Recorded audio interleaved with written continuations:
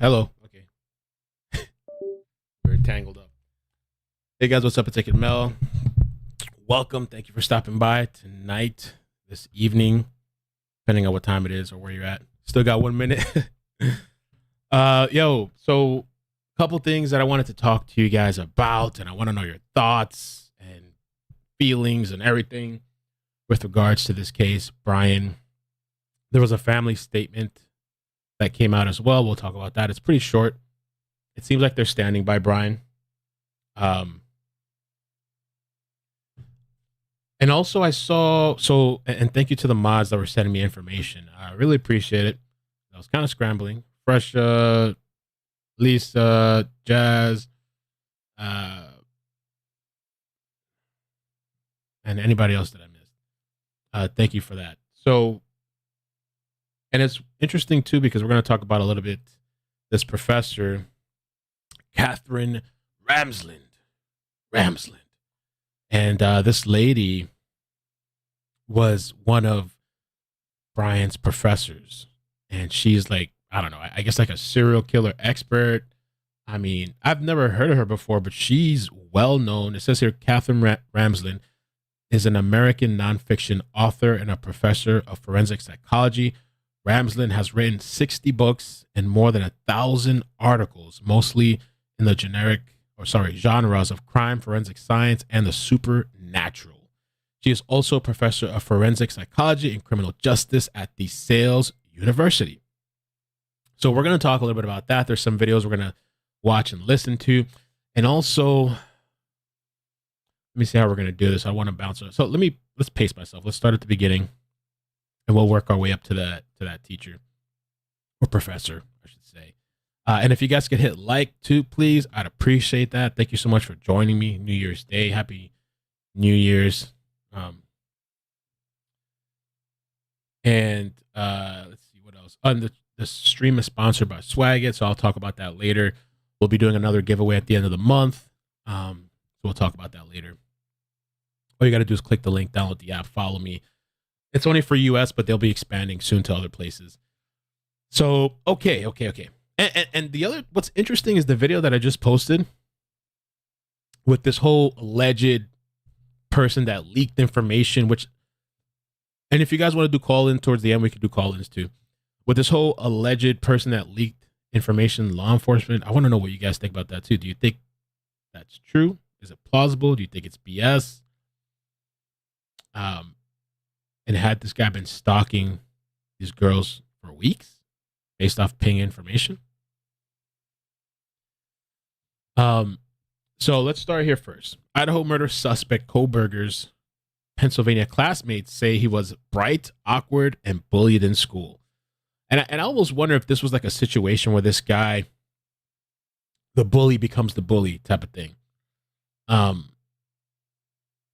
the other thing too, with the video that I just posted about this alleged guy that he stalked these girls for weeks, and also with the other video that I posted with the bar owner, which that one, I believe that story for sure. I don't know about this cop leaked information and the text message that, but I got a lot of messages from women, either in the comment section or friends DMing me and telling me their personal experiences of when they denied a guy, like rejected a guy. Some of the crazy stories of like these guys, how they react, either by cursing them out or whatever. So maybe we can talk about that as well during the calls.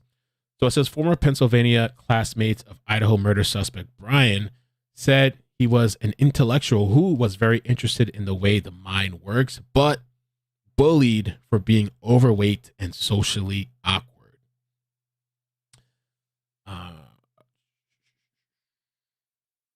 In his home state, he was known as a genius who was socially awkward and had a tough time picking up on social cues, which this is something like, yeah, I've seen this a lot of times. I think I'm pretty good at picking up on social cues. The one that I'm bad at sometimes is when somebody's interested in me. Sometimes I don't pick up on that too well. Like they literally have to like write it down or specifically tell me, because I'm just like, oh, she's just being nice, But there's a lot of people that have an issue with this social cue thing. Like I had a whole situation, and I don't even want to say too much, but like on Discord or somebody that didn't read social cues and made a lot of people uncomfortable. Oh, not a lot, quite a few people. And some of the pictures were a little like, you know, and it was, I mean, I don't know, it was like somebody with images of a gun, but it's like, but it looked crazy though. Like just showing images of a gun. Not that a gun is crazy in itself, but if you see the images of like just, I don't know, the facial expression, and everything, it was just crazy. Like holding it, but like whacked out. I don't know. Just there's people out there that have a really hard time with social cues, even when making people really uncomfortable and it's obvious, and they still don't get it. Take the hint, you know. Sarah Healy, who went to Pleasant Valley High School with Kohberger, said he was shy and kept to himself and a small group of friends, but some of their classmates, especially girls, mocked Kohberger and threw things at him. So I thought this was kind of interesting too, because I wonder if like this, I don't know, this resentment maybe for a woman possibly. And I was thinking, we were talking about the whole incel thing. I feel like this guy still kind of falls in line almost still into the incel thing with a fascination for murder. And so, damn, that's pretty rough if that's what they were doing, throwing stuff at him. The classmates, especially girls, mocked Kohberger and threw things at him. It was bad, Healy said. There was definitely something off about him, like we couldn't tell exactly what it was. I remember one time when I was walking in the hallway and he stopped me and was like, "Do you want to hang out?" Bruh. At that point, they didn't know each other or run into the same in the same social circles, said Healy. It was just weird. She said, but Bryan was bullied a lot, and I never got a chance to say something to defend him, but because he would always run away. Damn. I think that's kind of interesting and telling, you know. Healy said she heard other girls tell Kohberger in their high school to go away, creep, or I don't want to hang out with you. Damn. But the thing is like, that is kind of mean, but if he's just walking around randomly saying, "Hey, let's hang out," like maybe they were freaked out. Like, I don't know. I honestly think that's what led up to this, because he didn't get proper help, and it was mainly females that bullied him.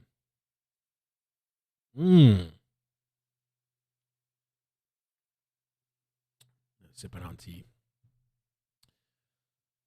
Despite the bullying, she said Kohberger's grades were always good, and he was very into his books. That continued at Pennsylvania's Northampton Community College, according to one of Kohberger's friends who requested to remain anonymous because of her job. He was really, really intelligent, a bright kid, someone who stood out even in honors and high-level classes, his NCC friend said. Healy and Kohberger's NCC friend both used the word shocked to describe their reactions when they heard about law enforcement's early Friday morning raid on his parents' Albrightsville, Pennsylvania home and his subsequent arrest. Kohberger's NCC friend said she found out that he was in custody while she was at work, and she took a few moments to herself because she began to tear up. He was awkward and intelligent, but not someone you would peg for violent, she said. I want to talk to him now and ask what happened. What went wrong? What was going through your head? What were you feeling? What was going on? You know why did this occur? You know why did this occur? Okay. His friend said that he didn't interact with many people on campus but was friendly with her, and they talked for hours about his struggles with heroin addiction. So that's what the girl that I saw on TikTok, she posted about that, and she said that, you know, supposedly this guy struggled with heroin. Maybe that's why he had weight issues, right? Possibly. And his weight, and kept in touch after they graduated. Wait. Just curious if this is anything.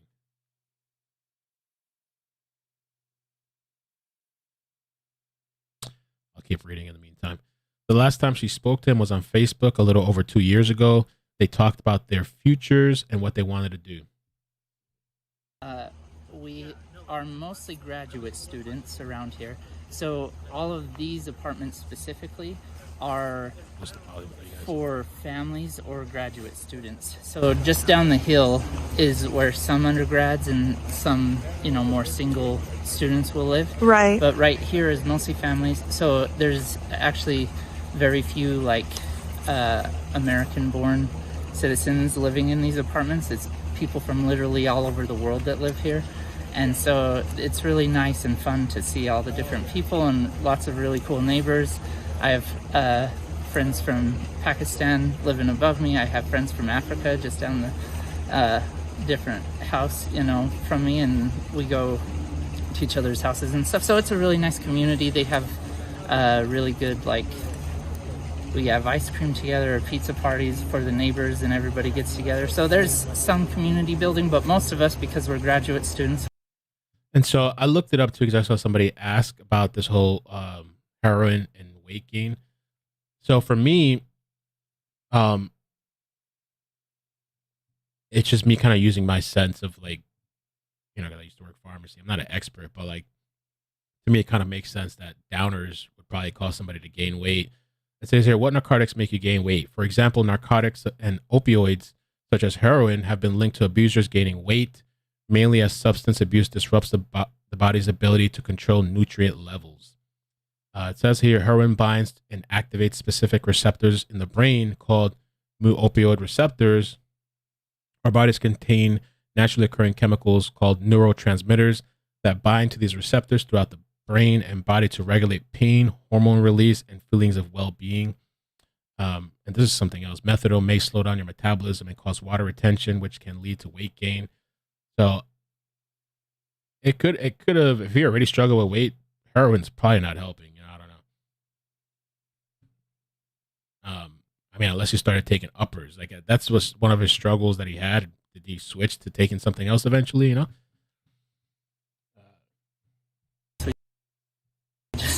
Spend our time studying at the university and writing and Right. researching and stuff. So that's what makes it pretty quiet, and it's nice for the kids. It's a very, very big contrast because it is not something you expect. There was some survey. Even antidepressants, I've heard. There's a lot of antidepressants. I've heard people get on it, and that can cause a lot of, I believe, weight gain too. Yeah, no, long time ago, not that long ago, I guess, but is about how Pullman and Moscow were one of the safest cities for kids Wow. in the nation. And so we were like, oh, this is the best when I got into my PhD program here. So I was just so happy to have such a safe neighborhood. And, it's jarring. I don't know how to take it, honestly. It's hard to process because it's just so, like I said, a high contrast to what we're used to and it still feels hard. It feels like it's happening far away, even though it's literally in my backyard. No, just the tape around the apartment. So I haven't heard. Our apartments are pretty well isolated. I got a laundry room below me, and I have a 4-month-old baby, and so that's he's pretty loud. It was surprising. My friend texted me. They've been following the incident quite closely, and they said, hey, you need to look up this guy's name. And so I looked him up, and I was happy because it's been going on and it didn't seem like there were very many leads. So I was wondering if it was going to be related to that, but also they've had water leaks because of the winter and other stuff, so I thought maybe it was that. So that's why I wanted to ask what's going on. But Some GM in the chat said, don't date anybody named Bryan. And I think that was a neighbor. The last time she spoke to him was on Facebook a little over 2 years ago. They talked about their futures and what they wanted to do. I was looking at my master's program, and he was talking about whether he was going to do the forensic psychology or criminology or both, but he knew he was going for a PhD, and I wasn't sure if I would have to do my PhD program. If I was going, and I think News Nation interviewed one of his friends. We should probably try to pull it up. The girl from TikTok. I haven't watched that yet. So we had a whole conversation about that, and that was over our last conversation. For me, I just feel like he was never listened to or heard by his peers. So, the fact that I sat and listened to him and heard him and talked with him, that was different. And he was always apt to have those conversations with me. And our conversations, whether they were in the hallways at school or on Messenger, they would last, an hour or 2 hours. She got to know him and understand him during their talks and classes where she would also almost translate for him. She explained that he was genuinely curious and believed that he lived a sheltered life. So he asked questions or said things to other people that they constructed as being offensive. It wasn't meant to be offensive, she said. It was like child play or childlike curiosity from an adult who you would think would know better than to ask a question, but it was such a genuine curiosity. And that's why I thought he was so sheltered, that he just had no idea about these things. And I really just don't think he knew better. Those comments were echoed by classmates at the Washington State Criminology and Criminal Justice graduate program.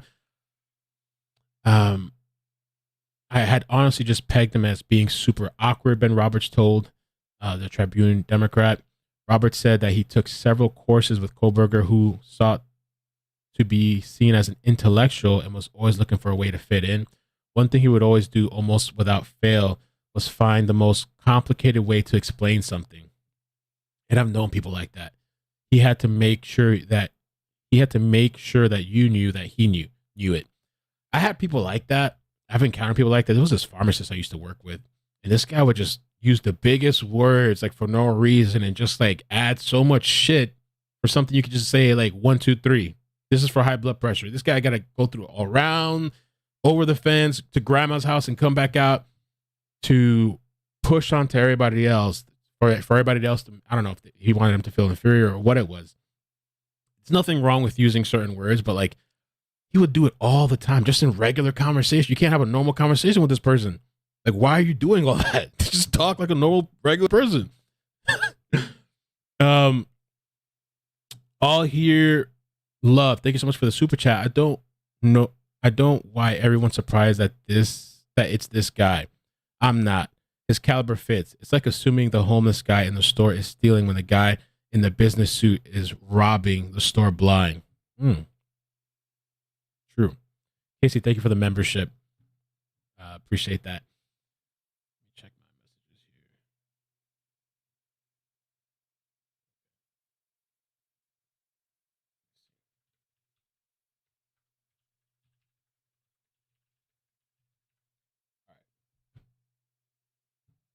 All right. Let's do this real quick too. This is brand new. This was a couple hours ago. Bryan Kohberger's family released a statement saying there are no words that can adequately express the sadness they feel for the victims. They say they have cooperated with law enforcement to seek the truth and promote his presumption of innocence. Full statement right here. First and foremost, we care deeply for the 4 families who have lost their precious children. There are no words that can adequately express the sadness we feel, and we pray each day for them. We will continue to let the legal process unfold. And as a family, we love and support our son and brother. So I guess they're standing by him. I wonder if, which I guess is really not that surprising, because you think of Jeffrey Dahmer and his father, all the years standing by him and stuff like that, and the interviews they've done together. But, and I was thinking about this because, as you guys remember, the public defender representing Bryan Kohberger told me Bryan's dad went out to Idaho, which when he said went out, I wonder how. I guess he flew out, maybe? I don't know. Went out to Idaho and drove back with him to Pennsylvania in the white Hyundai Elantra in mid-December. So while all this shit's happening and they're looking for a white Hyundai Elantra, dad flies back and they take a ride in the white Hyundai Elantra. Awkward. It's given the laundries.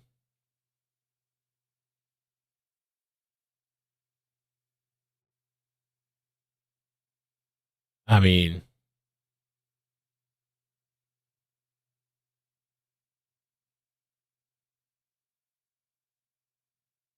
why would the dad spend money on his own plane ticket plus gas and food? Because I'm assuming he flew over there, right? To get that car home on a 37-hour drive, knowing his son has to do the same 37-hour drive back in 2 to 3 weeks. Maybe he just wanted company for the ride. Maybe they were going to take turns driving back. Hmm. The whole ride back was like, yo, I mean, I just can't imagine this dude. He just kept his composure? Did his parents not notice anything weird about this guy? I mean, or is he just normally kind of weird and stuff? Kind of weird.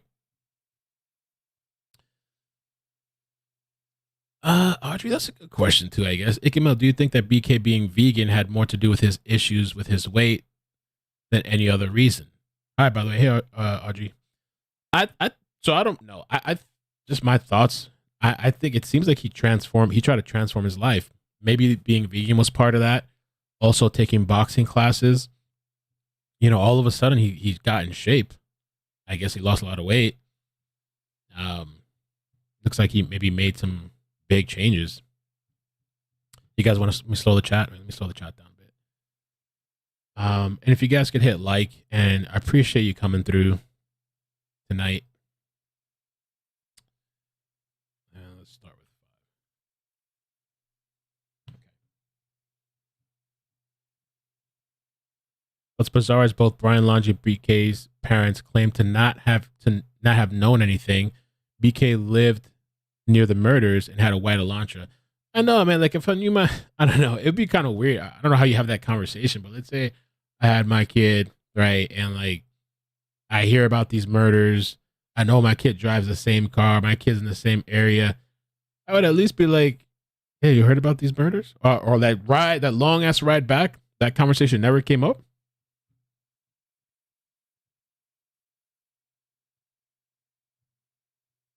For all we know, parents could have tipped off the police. That would be interesting, but I don't know. They're standing by him now. It would be so hard to accept. And as a mom, I'm sure I would be going over a million reasons and excuses in my head, not ever wanting to think the worst of my son before facing reality. I would still turn my son in safely. So it just kind of made me think of that. We will love and support our son and brother. We have fully cooperated with law enforcement agencies in an attempt to seek the truth and promote his presumption of innocence rather than judge unknown facts and make erroneous assumptions.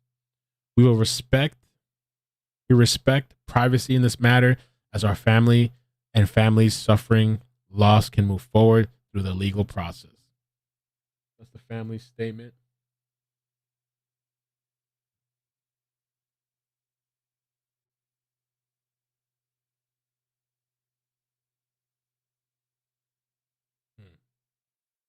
Okay, Roberta Laundrie. Oh Lord. All right, let's keep breezing through because we got a couple of things to talk about and some video clips too to look at.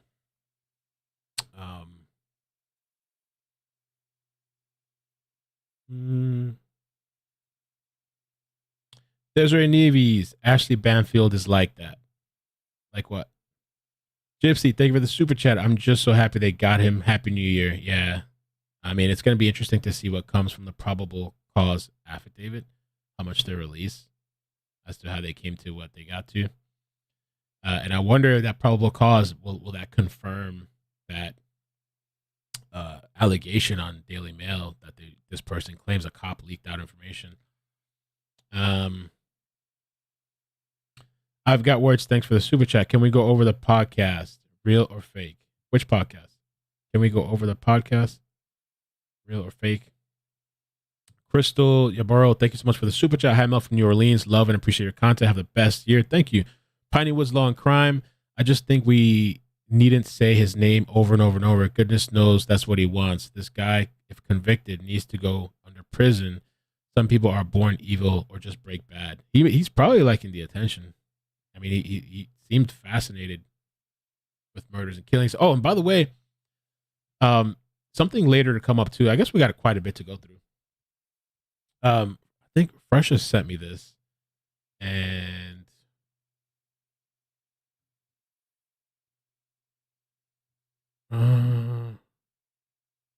it's direct from the website. Not sure who's seen it or not. The questions are based on Reddit though, so there's like a full. I don't know if this is all. This was from the website. I guess she pulled this from there. The study Q&A. And there's like more questions on here. I don't know if maybe most of them is just stuff like this, your demographic type of stuff. Maybe there's nothing, but we'll take a look at that later. It might not be much to it, but we'll take a look. We'll glance at it and see. And so this part here, new details of Idaho murder suspect Bryan's life and family background have been revealed.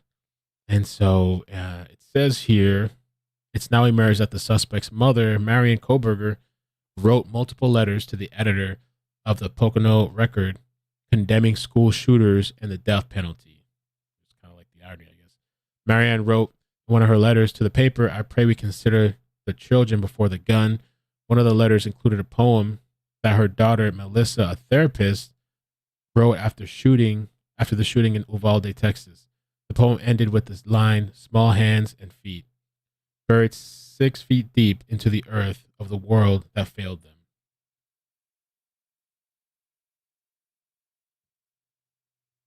So, here, Kohberger, in the eyes of his classmates, Bryan was a PhD student and had been sitting in a criminology class just days before the Idaho killings. One classmate told the New York Times Kohberger had been engaged in a conversation about forensics and DNA. Kohberger's high school friend, Thomas, said their friendship began in 2014 but fizzled out after his jokes turned mean-spirited. Arndt said, "Over time, it just got so bad that I just shut down when I was around him. I eventually just had to cut ties with him." We got the family statement already.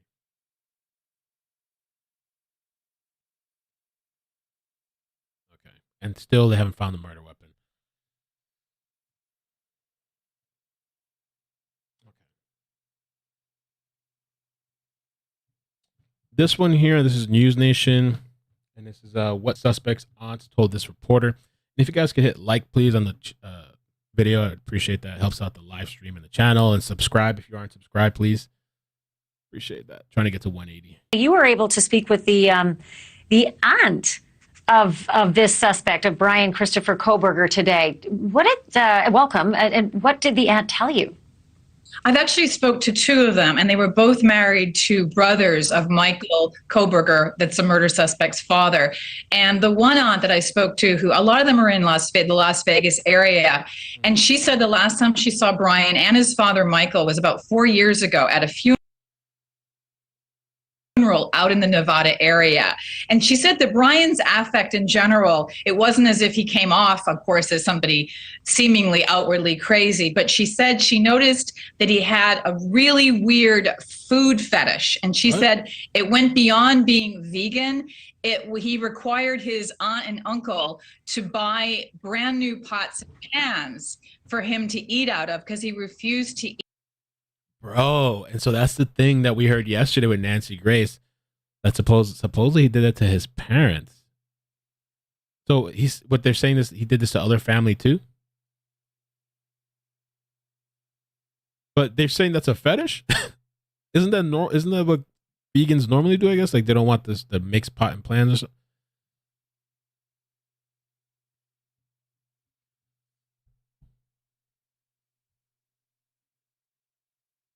Ikid Mel. Spread Love says Ikid Mel, apparently on Reddit, on an account that was known to be his, he said that Xana and Maddie were the targets and the other two didn't live there. I don't know. Can you send me that link? I'll be interested to just check it out. We'll take it with a grain of salt, but we'll check it out. Came off, of course, as somebody seemingly out. Affect in general, it wasn't as if he came off, of course, as somebody seemingly outwardly crazy, but she said she noticed that he had a really weird food fetish. And she said it went beyond being vegan. He required his aunt and uncle to buy brand new pots and pans for him to eat out of because he refused to eat from anything that had meat ever cooked in it. And she said it seemed to be an OCD type of situation. Wow. She said otherwise he didn't seem that odd, but I spoke to another aunt by marriage who said that the murder suspect's father, Michael, came from a fairly big family that she said lived very close to the edge. They didn't pay a lot of attention to rules. They were a little bit wild. A couple of the uncles of the murder suspect, she said, served time in jail, but for minor, very minor offenses like gambling or things like that. But I got this sense from both these aunts that the family was pretty odd. And the father's family originally comes from Brooklyn. They later all migrated out to Vegas. And Bryan's father, Michael, is the one that was kind of estranged from the rest of his siblings. And I also heard that he could be kind of difficult with his siblings. And I'm talking now again about the murder suspect's father. Interesting. So I'm wondering, yeah, what's up with the father? The deal with that? What's the deal with his family life? The vegan stuff is kind of weird, man. So what, he made all his family do this shit? And it reminded me of that one guy that we covered one time, this guy that shot a cop. And the guy was vegan. And the whole situation with that was that he was trying to force his diet upon his family, and the family didn't want to accept it. You know, the guy had mental problems too, it seems like. But he was obsessed with this vegan stuff. And he was trying to push it on the family, trying to get everybody to do it. They didn't want to do it. And it was a big problem in his family. You know? So maybe it's a combination of like mental health plus like, it's got to be a lot of things, because, you know, if you already had this weight problem, alleged drug problem, being teased about it, maybe some sort of mental health. I don't know. I mean, the guy was, I guess, intelligent. Let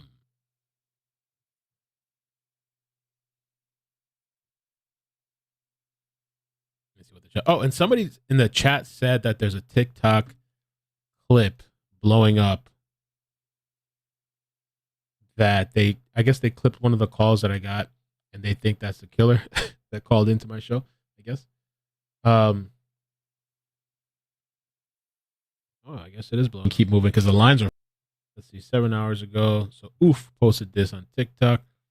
Oh shit, it almost has 400K views. All right, we'll check it out after this clip. The killer, he called in. The rest of his siblings. And I also heard that he could be kind of difficult with his siblings. And I'm talking now again about the murder suspect's father. Were they surprised? I mean, these anecdotes are remarkable, but what about their affectation? Were they shocked, dismayed, upset, not surprised? Like, how do they feel about the fact that the person the entire country has been looking for ended up being their family member? Like, how surprised were they about this news that he's the suspect? Not as surprised as you would think. The one aunt, the one that saw him a few years ago and not talked about his food fetish, said she just heard about it, but she was. I wonder why they're dubbing it food fetish. is what he so the things that we've heard so far about his diet, is that extreme for vegans, or is that within the normal parameters of like the vegan? Because I'm wondering why it's being dubbed like food fetish, bro. They're gonna be canceled. So the chat down more. Okay. Oh, that's okay. I know that. Well, anytime we talk about the vegan stuff, people get really upset, and so it's like, I guess you can't have a conversation. You're not allowed to talk about it. I don't think we're being disrespectful at all. We're just asking questions. And the vegan thing has come up multiple times, as well as, you know, the drug stuff and his weight stuff. It's just having conversations. So if we're not allowed to talk about it, I guess you have to go somewhere else. I don't know what to say. I mean, incredibly calm. She is no longer married to the brother, so perhaps the fact that they're not specifically legally in the family anymore gives them some detachment. The other aunt, I'm the one that broke the news to her. I'm not the one calling it a food fetish. That's her. And she was completely matter of fact and calm about the whole thing. That's great. They didn't want their names used, which is understandable. But no, I mean, I think if it were anyone I'd known, even if it wasn't a relative, I'd be shocked to my core. They did not seem to be that way to me. Thank you for watching. Go to newsnationnow.com to find News Nation. So, okay, someone in the chat said, let me see, they're vegan. Okay, Gina, it's normal I'm vegan. Okay. I would never, oh, damn, I lost your chat. I saw you say, it is going fast, huh?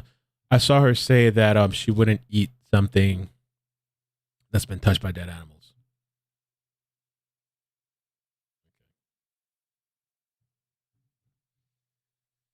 All right. So let's keep moving. I don't know if we need to watch this. Is there anything that the family can think of that would be a connection, a nexus between this suspect and these 4 kids? And you and I talked about the fact that they didn't think that Kaylee had any connection. But what about Maddie? Mo tells me it's very common for some vegans. Okay. However, this would be very uncharacteristic. Huh? Most vegans have never heard of fly. There was this one guy that I used to watch on YouTube. I used to watch him. He's like this vegan guy, and he was crazy. Like one time, he did a video about talking about like killing a baby or something like that. He can't stand babies, and I always noticed that guy was kind of whacked out. But I don't know if he was doing that for just clicks and stuff, like being controversial just for entertainment. But I know that guy was kind of like that guy was on one or something. The video that people they see that this is the TikTok video. Some people are talking about in the chat. It was the guy that called into your show. The video's starting to blow up. Friend says it's not him. Okay, good. Let's see.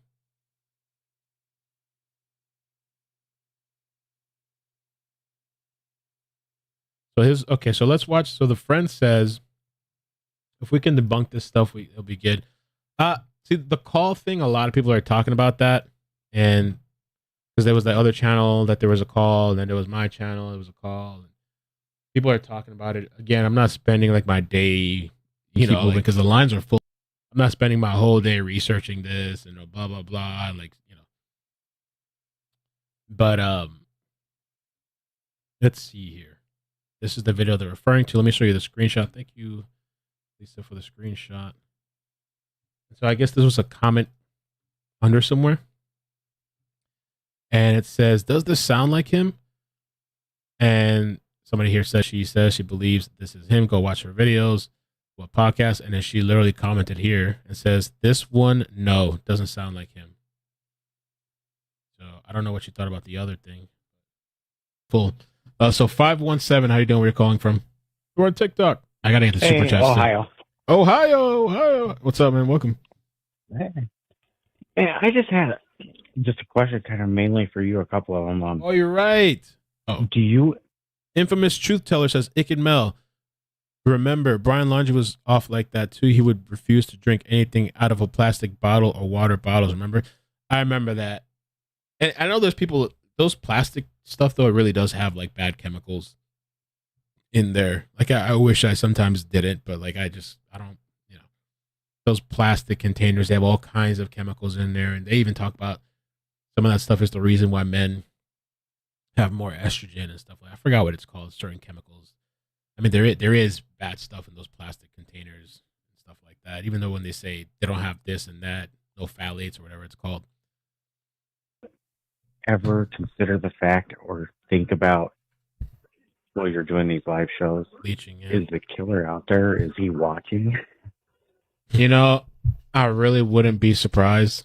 I mean, I feel like the killer's at the very least got to be watching the news and stuff, but also like I've covered stories in the past where many times family will be watching, and then there's times where like there's this witch doctor guy that allegedly killed Layla Cavett, and that guy's family, they were coming in under their names on YouTube. At first I thought it was trolling, but they were seriously pissed off, and they were coming in and like defending this killer that's locked up, defending him hard. So like I really wouldn't be surprised if like, who knows, if they're out there watching, taking notes, maybe even getting a high off of it, maybe even getting a kick out of it, maybe adrenaline that like they still haven't caught this person and everybody's going crazy.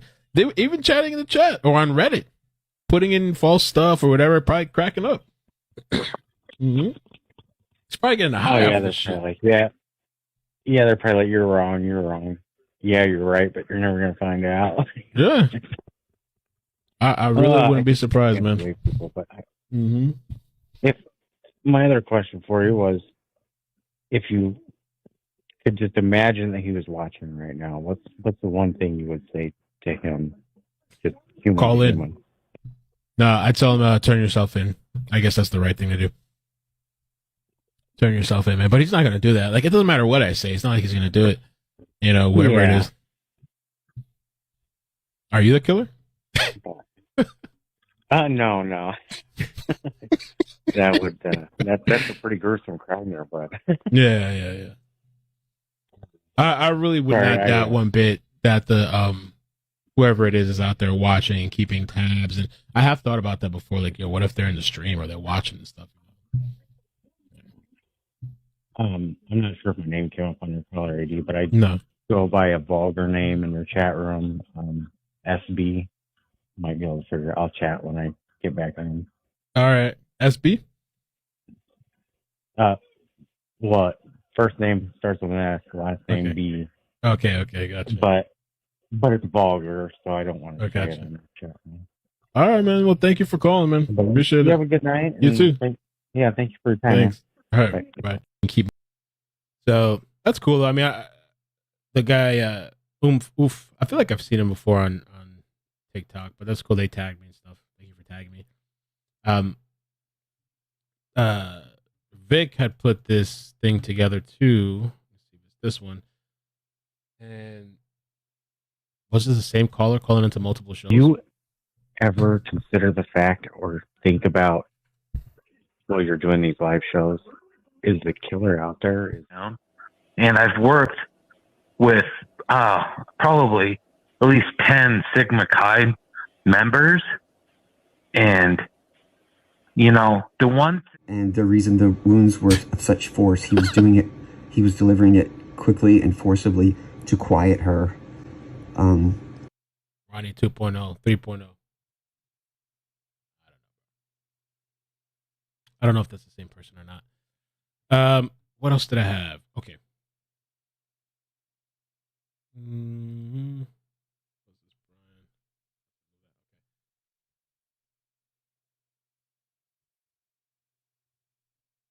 Hey, Ethan, Xana, any thought about the connections here? Well, like everyone else, we just found out this morning. So I think that's part of the Moscow Police Department, giving the press conference today, asking for more information about this Kohberger kid or guy, right. And wanting more information about him. I think it's probably trying to help them out, form these connections. If there are connections or if it's random or whatever it is, the idea that he was a Washington State University student and, lived less than 10 miles away. The idea that there might be a connection with one of the 4 victims in the case is probable, at least in passing, somehow. So. Okay. The other question I have is Kaylee's sister, Olivia. Did she have any knowledge of this person or knowledge of someone who might know this person? Well, I think everybody's trying to track down what those connections might be. I don't know if anybody's confirmed what those connections might be as far as whether he, ordered from the restaurants that they worked at or he was at a part. I mean, who knows? I think those are all things that the police are probably going to try to track down within the next several weeks. And the Moscow, the town itself will try to track that down. And now that they have a face and they have a name, it's much easier to make those connections and try to make those connections with the victims in the case. So another question I have is about the technology, because this is so helpful in this day and age to be able to use someone's phone, to go into their contacts, to go into their text messages, their Snapchat, their Instagram. Is there anything at all? Are they doing this at this point? Can they get access to all of Kaylee's information to try to do this kind of digital forensic connection investigation? I'm assuming that they do. They have the electronics. They have all of Kaylee's electronics. At least they've said that they do. And so I'm sure that that's something that they'll go through. They'll probably go through Ethan's and Kaylee's and Maddie's and Xana's, all of their contacts and all of their social media and posts and things like that, and find if there's any connection with this guy in any way, and then try to work their way back. So that's part of it, part of the investigation, I think, right now. So. And of course, we know other cases where it is oftentimes the case they just have no connection at all. Shannon, please, if you would, pass on our condolences and our thoughts to the Goncalves family and, you know, the other families as well, if you have the opportunity. Okay. And then Details about the suspect charged in the deaths of 4 University of Idaho students 7 weeks ago. CNN has learned that Bryan Kohberger's father was with him as he drove cross-country from Washington State to Pennsylvania. Police were tracking him the entire time. The suspect's lawyer speaking to CNN about the 4 murder counts his client is facing. He's doing okay. So there's a lot of talk in the chat about whether the Greek Row was a vegan restaurant or not. And some people said that when they typed vegan, it was the first thing that popped up on Google. Jen P says, though, that it was not a vegan restaurant. It was a Greek restaurant that served meat but had vegan options. Okay. Let me get some of these. Damn, I missed some chats here. Okay, let me get some of the super chats. Splatoony, thank you so much for the super chat. Appreciate it. Happy New Year. Is that what they say? Jigga Man, do you think he's the only killer? Yeah, I think so. But I wonder if there's any other people that knew or had inklings. The police have said that they don't believe. I thought they said that they don't have any reason to believe there's anyone else involved. Spread love. His dad drove out there, so he didn't have to. Okay. Southern Gal, thank you so much for the super chat. Is there any truth to his sister profession? Yeah. I've heard that that's, what is she, like a, I don't know what she does, psychologist or something, or some sort of mental health thing, I think. I've heard that. I haven't looked into it myself, but I've seen multiple people say that. And then we just read an article that said she's like in that profession. Senator 1977, I bet my lunch he's been watching all of us theorize about this case. Next level scary. I think he's probably watched the lives. I think so too. Pioneer Woods Law and Crime, thank you for the super chat. People on the spectrum are not by and large violent. It's no excuse. There's no legal excuse. I feel like he's truly deranged. Philly Sports, thank you for the membership. Amy, thank you for the membership. Spread love. Apparently on Reddit, on an account that was known to be his, he said Xana and Maddie were the targets. The other 2 didn't live there. I haven't seen that post myself. Spread love says the account is on the outside looking in. Okay. Jen P, thank you for the membership. And there's a lot of people looking to come up and making fake accounts and all kinds of stuff. Gypsy, thank you for the super chat. Says buying new dishes is nuts. I'm vegetarian, but not like that. That's a whole new level of control. I will not even eat stuff with meat in it and pick it. Oh, well, she said I will even eat stuff with meat in it and pick around it. I don't think they'll like that, though. They might be upset.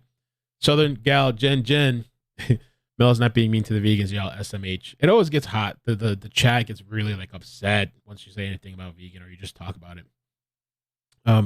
Cujo, thank you for the super chat. Says on T-Rev's podcast on YouTube, he had a caller that asked questions about getting away with murder. Yeah, we talked about that yesterday. And people have been talking about that a lot. Beth Ellen, thank you for the super chat. Says my son is vegan, and to him, it's a no-kill. He sounds more like I will control you. Okay, thanks for the memberships, Terry and Brownie. Lucia, check if Mad Cow was vegan. Who's Mad Cow? I don't know who that is. Karen, thank you for the super chat. Says, what about the creepy caller you had? I did have there was another one that was really weird too. Some other guy that called in. I think somebody clipped it somewhere. Mitch has become a member. Thank you. And Lucia, do you think the Reddit account is him outside looking? I've never seen it myself. I'd have to actually look at it and pull it up and click the link and, you know. He's shocked a little bit. Obviously, he's calm right now. We don't really know much about the case. Now, your client is highly educated, very intelligent. He has to appreciate the seriousness of what is happening right now. Oh, absolutely. This is the guy. He is very intelligent. In my hour conversation with him, that comes off. I can tell that. And he understands where we are right now. Investigators honed in on Kohberger by tracking his car and through DNA evidence, according to law enforcement sources. CNN's Veronica Miracle has more on the relief that many are feeling in Idaho. There has been such a sense of relief in this community now that the suspect has been arrested. Of course, it doesn't change the fact that 4 gruesome murders took place in this seemingly safe town, in this rural college community. But now that there has been an arrest, we have heard from people who just feel such relief. In fact, one business owner came by here to the Moscow Police Department to drop off a gift. He was so grateful. He says this community, of course, has been impacted emotionally. Everyone has been on edge for the last 7 weeks. But it's also impacted the economy. He's a business owner and his employees are students, as are most of the businesses in this town. There's other businesses who've been impacted where students have left because they just don't feel safe being in this city, and so they've been studying virtually. And so now many people are hoping that this community comes back together when students come back to class. There's any information of the their information close. They say that they are glad that they did that. The police chief saying he wouldn't change a thing. And in fact, he is receiving apologies now. Here's what he had to say. Oh, yeah, there's a lot of people apologizing. A few of them have sent me That's emails. Nice. That's nice. Some apologizing. We're a pretty humble group here. And we know that people are going to be watching what we're doing. And some of that is criticism. And we have a job to do. We continue to do it. And it does feel good to we held everything close for a long time, and we did it for the reason that we've stated. And I think the end result here proves to a lot of people that maybe it was exactly done right. Bryan Kohberger remains in Pennsylvania right now, but he has an extradition hearing coming this Tuesday. His public defender has told CNN. Check out Joining me now, Mary Ellen O'Toole, a former senior FBI profiler and former FBI special agent. Oh, and you know what? So Anthony says, you think people apologizing to Jack S. After this video, we'll get into that next, because I think his sister has spoken up and talked about all the shit that these people have been going through. All right, Mary Ellen, we learned that the suspect traveled with his father cross country from Washington State, the Washington State-Idaho border, to Pennsylvania after the crime happened. So hearing that, what's the first question that you have here? Well, obviously, the first question is, did the father know anything? And at this point, we don't know. The father certainly could be in a position where he just wanted to help his son travel 2,500 miles, thought it would be easier to have company in the car and know nothing about what happened. So that still remains to be seen. What, if anything, the dad knew? And police have been very tight-lipped about whether this alleged criminal knew the victim. So what would you be looking into to start to dig into that question? I'd start to look at, and I know that they are looking at this, from social media to casual contacts that the offender, in this case the suspect, had with these victims. And it could be very minor. It doesn't have to be an ongoing contact where they meet for coffee or they go out to dinner. It doesn't have to be anything that formal. It can be a very casual contact that is made. And to the victims, it would have been like, yeah, I think I saw him walking down the street. But to the offender, in this case the suspect, it could have been far more significant to include developing what we call intelligence on the victim, finding out what they're about, how they walk, what they say, what their voice sounds like. So the investigators are going to be looking for formal contacts, but also very, very informal contacts. And if you were in a room with him, sitting across from him, what kind of questions would you be asking him at this point in the investigation? You know what? That's such a great question. And I would not be asking him any questions. I would simply be in there and I would be listening. And I would ask him to tell me about himself. Tell me about everything about you. Tell me about what makes you tick. Tell me about what you're studying. Tell me why you're interested in the criminal mind. And then I would listen. I would not be asking questions. Mary Ellen O'Toole, great insight. Thank you.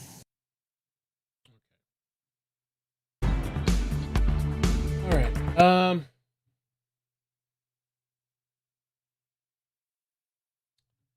Let's do the Jack S. And we'll get into that next.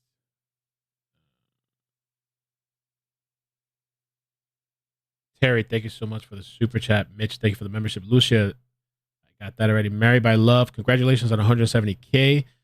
Can't wait to see you hit 200K plus. Hope 2023 is your best year yet. Happy New Year's. Thank you so much. Happy New Year.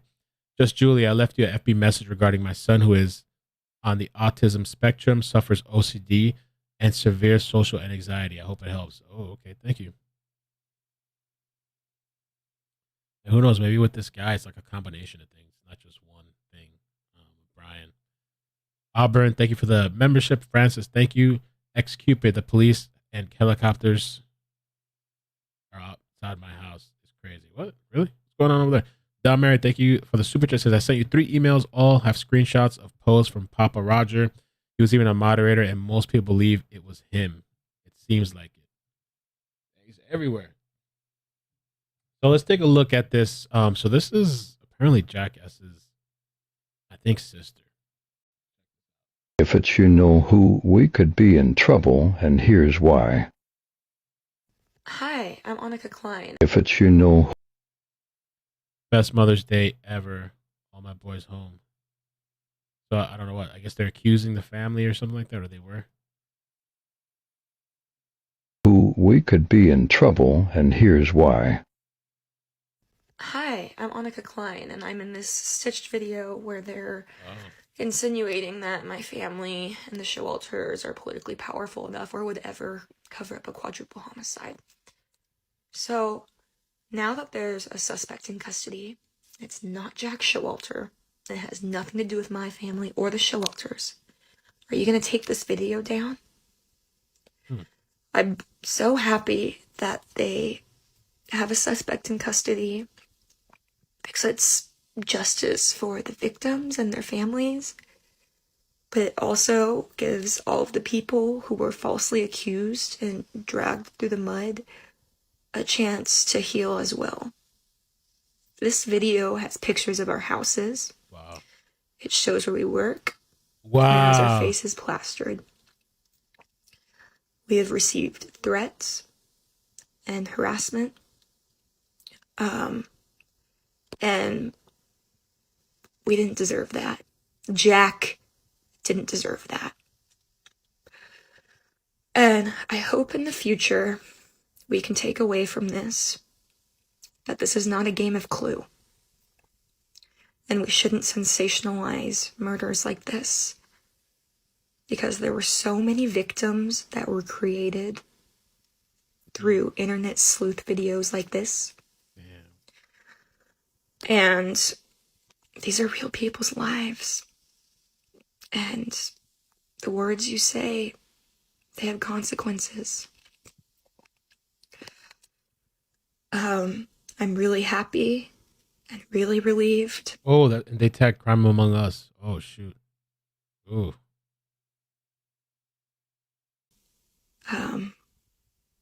That this is the start of a new beginning with this case. And I hope that we learn from this. And I don't know, I would take this video down personally if I was in your shoes. Thank you. Wow. If it's you know who, we could be in trouble, and I mean, that's just, I don't understand.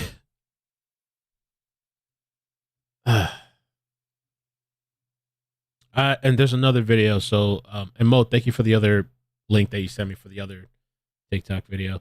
And so Lisa had sent me another video. I couldn't access it on my computer for some reason. And so she recorded it for me and sent it to me. And let me send this. And I just don't know. I always thought it's so weird, like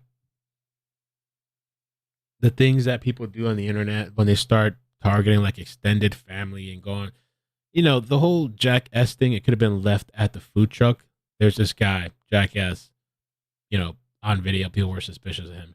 But people take it to the next level when they're searching the people's families and putting their house and jobs and like, I never understood why people have to do that. Because would you want that done to your family? You know? I mean, I guess that's the problem. It's like, you know, like you want to talk about these things, but then you have crazy people on the internet that just take things to a whole nother level. Let me show, let's see this video. know who we could. Was it the same video? I thought she sent me something else. Did I not? I thought there was another video I couldn't access. I thought she said that to me.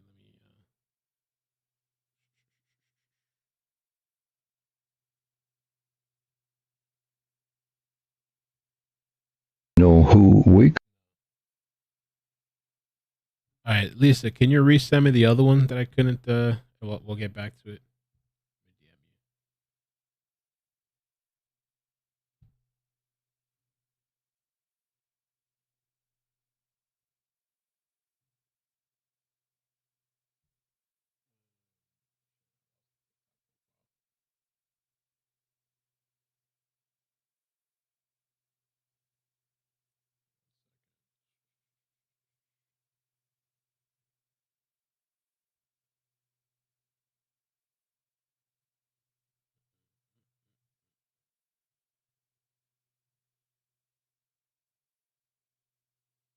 Oh, here it is.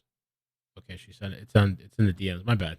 Here, I got it now. I think I got it now. And I don't know if this is copyright music, so let's not play that. We did that a lot last night. I guess somebody here messaged this. I guess Jack. Karma is going to put a noose around your neck. So that's what I don't understand. Like these people of the internet, that you take the time to go and like harass and threaten people. And I've gotten these threats myself. And some of these people do it on their own personal accounts. Like, what's wrong with you? Keep fighting for him. I think that's pictures of Jack and the sister.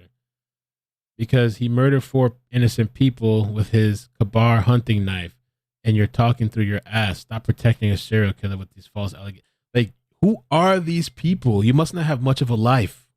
I could never... Like, I don't take the time to like DM these people directly, started like coming at them and accusing them and family members and shit. Who are these people? What's wrong with you? Stop protecting a serial killer with false allegations. There'll be karma for that moving forward. Anyways, screenshot it. Good. If you know him like you claim to, you know it was him. All because Kaylee rejected him. And they even put a life emoji. And these people doing it from the like.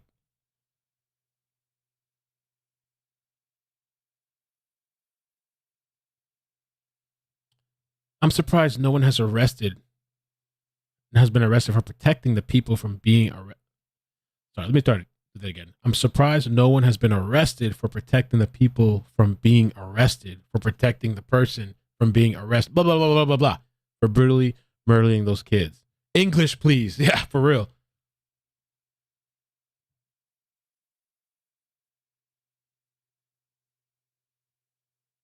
And then I guess they're leaving, I don't know, maybe somebody works in some sort of field. I haven't even looked into this shit like that, but they're leaving reviews and shit. Like, these people are just weird, bro. Like,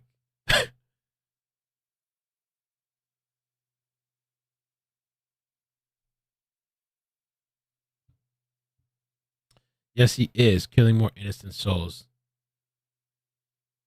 I wouldn't doubt it, but I would love proof, because everyone kept doxing him, has left Africa and gone to Kherson City, Ukraine. He joined what? Now they say he went to Ukraine?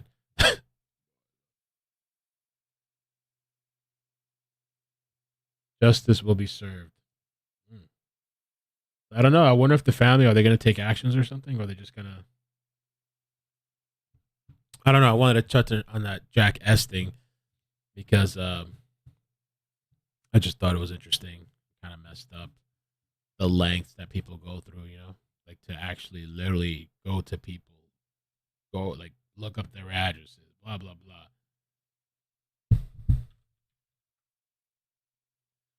All right. Next, what do we got next? Shocked by his arrest and says he's eager to be exonerated.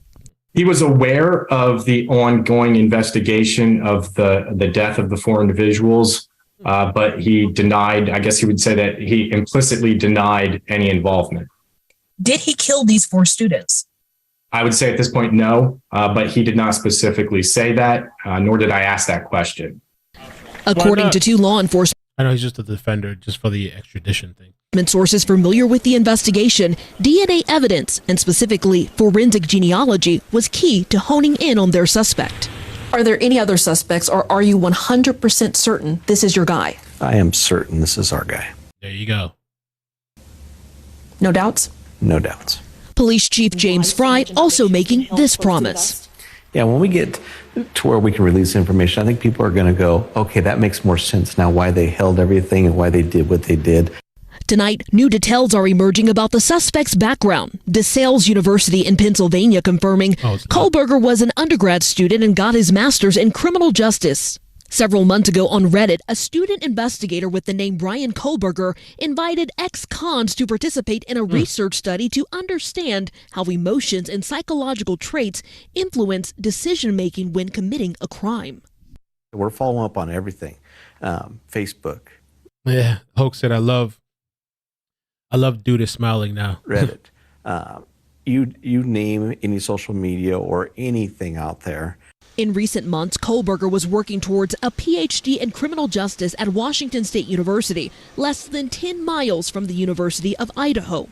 Former WSU grad student and classmate BK Norton tells NBC News, Bryan seemed odd from the beginning, but I thought it was because he was awkward, adding he continued to attend classes and continued on like nothing had happened. I still can't wrap my head around it. As Moscow police contend with one of their most difficult cases in years, the chief emotional and grateful for his officers. They work hard. They did it right. And the investigators and all the team we brought in did it right. And I'm proud of them. Yeah, there was a lot of pressure, man. I was thinking they didn't have much or nothing, you know? And so they had a lot of doubt, especially because there hadn't been murders in a long time over there. And so it's going to be like a big moment for them, you know? Okay, let's get into this whole professor, all right? I'm not going to read this entire thing. It's just the top portion I'm going to read because everything else we kind of know. And so it's PhD student arrested over Idaho quadruple slaying, studied under famed forensic psychologist who authored 68 books, including How to Catch a Killer and The Mind of a Murderer. The suspect in the slayings of the 4 students at the University of Idaho in November completed his graduate studies in criminal justice early this year, where he studied under famed murder expert Dr. Katherine Ramsland. Bryan wrapped up his studies under Ramsland at DeSales University in Center Valley, Pennsylvania in June. The website mentions that one of the courses taught by Ramsland is psychology of death investigations. Ramsland has written books including How to Catch a Killer, The Mind of a Murderer, and The Human Predator, a historical chronicle of serial murder and forensic investigation. The Michigan native is a professor of criminal justice and forensic psychology at DeSales. Her published works focus on murder, the supernatural, and other aspects of true crime. There is no indication Ramsland is in any way connected to the horrific slayings in Moscow. I guess they got to say that every time because, you know, these people probably try to connect her too. And so there's this post. Interesting post. Dr. Katherine Ramsland was one of Bryan Kohberger's professors.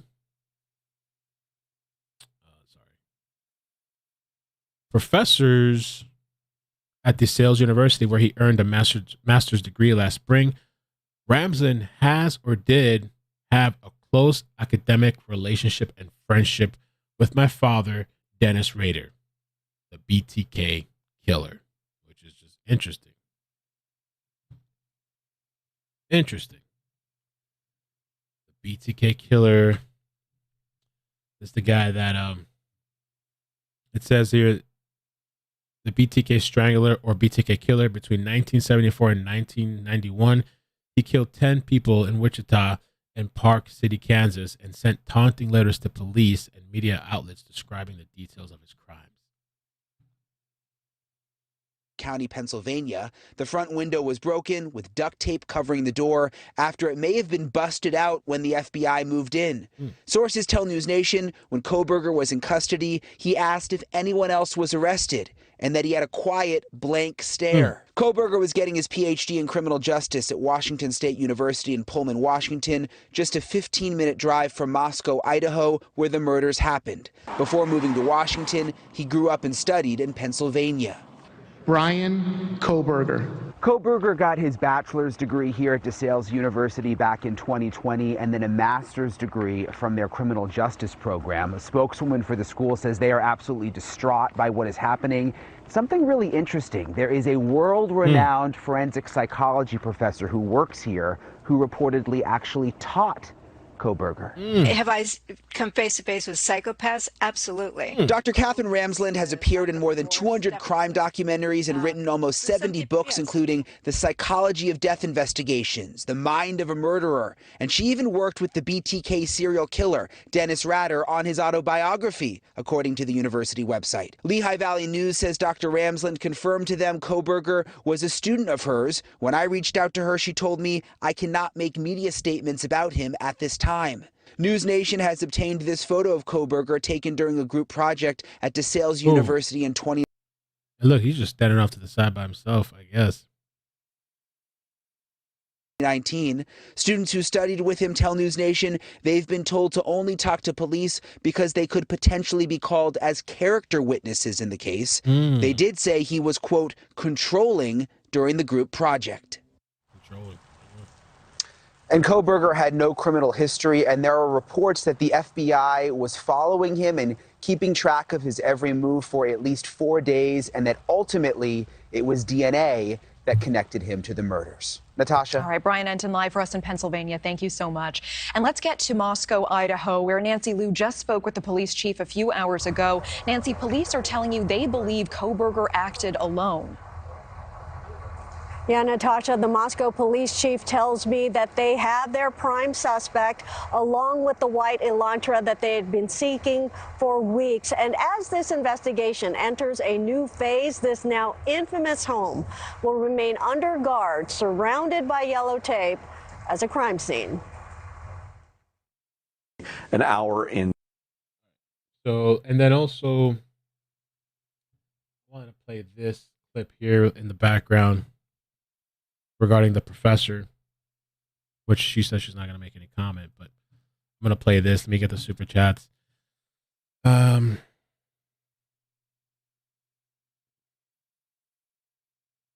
Marie, I got your email. I'll take a look at it after. Justin Davis, thank you for the super chat. Thoughts on Jack the Ripper's face potentially being revealed after all these years?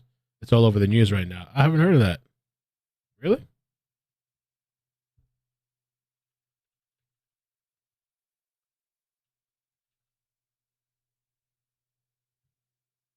Oh, shoot. Face of Jack the Ripper may be on this 130-year-old walking stick. What? No way. All right, we're going to check that out in a second. What the hell? It's kind of a sidetrack, but this is interesting. Maybe if I can find a video so I don't have to read the whole article.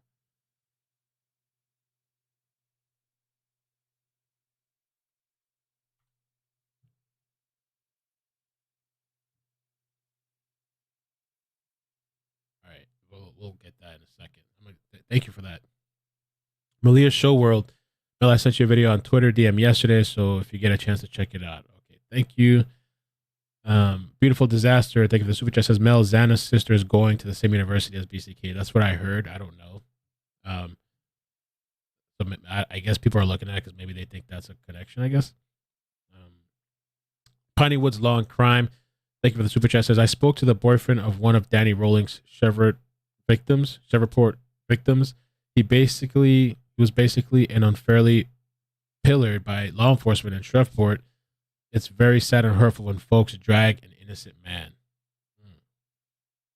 Cupid, thank you for the super chat. Says apparently this guy's family was close to neighbors.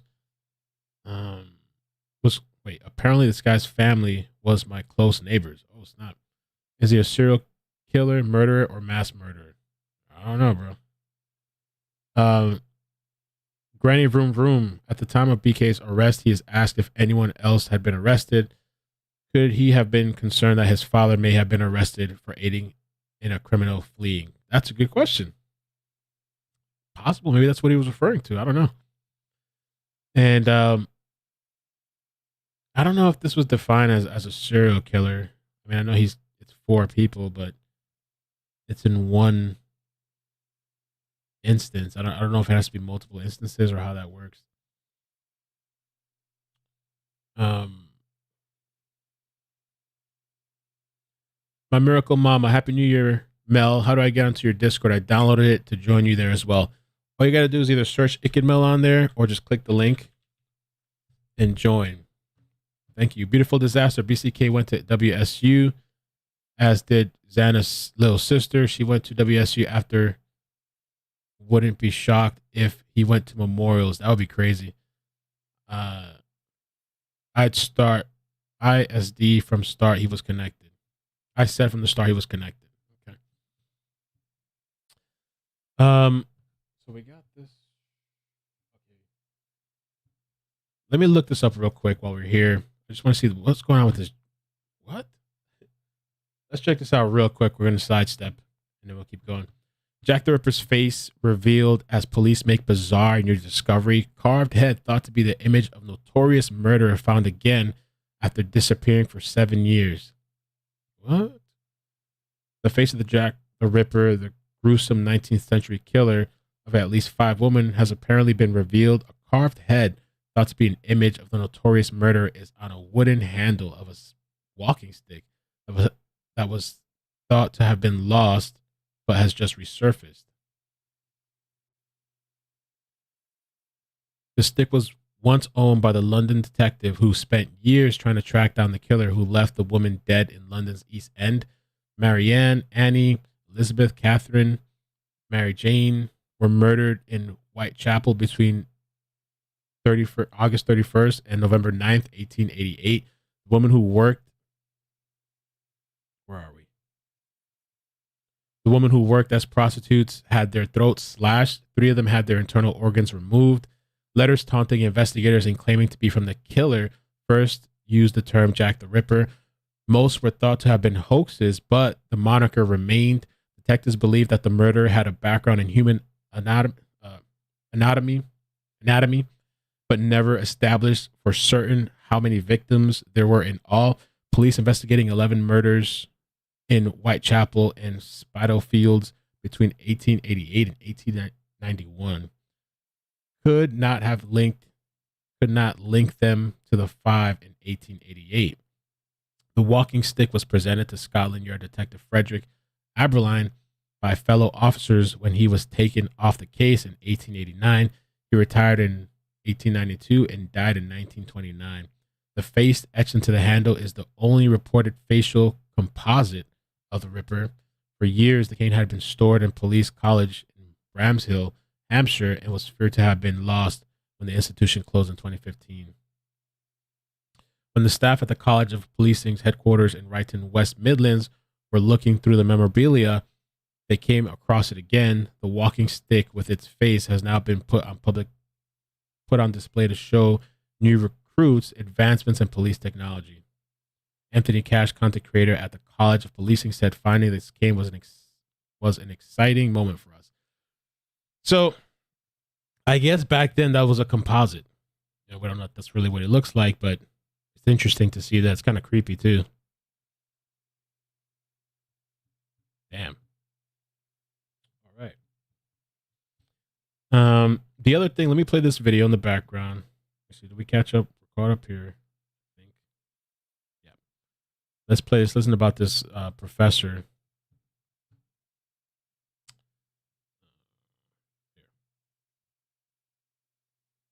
Dr. Katherine Ramsland, an expert in serial killers who teaches at DeSales University in Pennsylvania. We're learning one of her students was Bryan Kohberger, the man now charged with murdering 4 University of Idaho students. I'm Anjanette Levy, and welcome to this special edition of Law and Crime Sidebar Podcast. 28-year-old Bryan Kohberger is being held without bail at the Monroe County Jail in Pennsylvania on those murder charges. He was arrested at his parents' home on Friday morning just before 2 a.m. Moscow police say they seized a 2015 white Elantra, but have offered few other details. Kohberger faces 4 counts of first-degree murder and 1 count of felony burglary. Yale University in Pennsylvania. and one of his professors was Dr. Katherine Ramsland.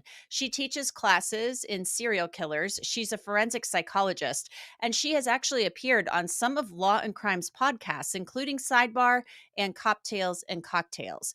This is what she told Sean Stix Larkin about her work earlier this year. I actually consult on death investigations. I do police trainings. I talk about profiling and psychological autopsy, which is really about suicidology. So I have a whole class just in that. And I have a class in dangerous minds that I teach at the undergraduate and graduate level. And that is really about extreme offenders, which is mass murderers, spree killers, and serial killers. So that's primarily what I do most of my work on, and most of what the students want from me. That class fills up very quickly.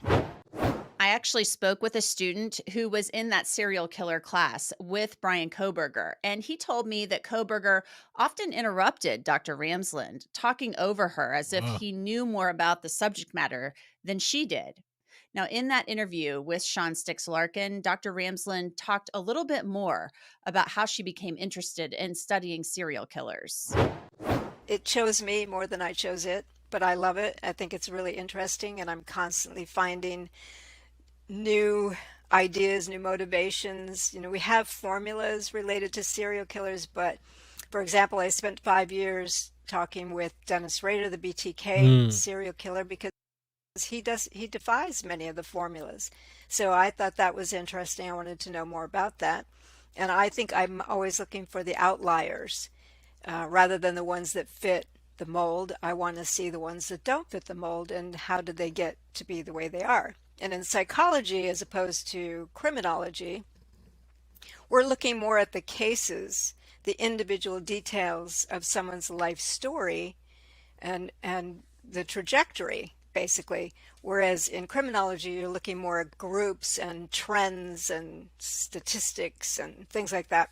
I'm much more interested in just the case details. So that's why I like talking to people who are willing to explore how they got to be the way they are. And, you know, I can spend many hours doing that. So I didn't choose it, but I'm really happy I'm in this field. Ramsland also spoke with Cocktails and Cocktails about talking with serial killers face to face and through letters. I assume in your career you've come face to face with a lot of these gentlemen, correct? Yeah, not like, you can't just go into prisons and come face to face with them. But yeah, I've talked to them on the phone, through correspondence, sometimes in prison. Have you ever gotten that just like, this is just pure evil? This guy is just, there's nothing. I have a hard time with the word evil. Frankly, okay, gotcha. All right. Because it's kind of a religious context. Okay. Do I think, have I come face to face with psychopaths? Absolutely. The coldness, the lack of remorse, definitely. It's interesting what you said with the whole evil term and a religious thing. And she's just sticking to like psychology, I guess, or her profession, leaving those terms out. So some people call that evil, but we are finding that it might very well be a brain disorder. Neuroscience is giving us a lot of information about the brains of psychopaths, and they do process things differently.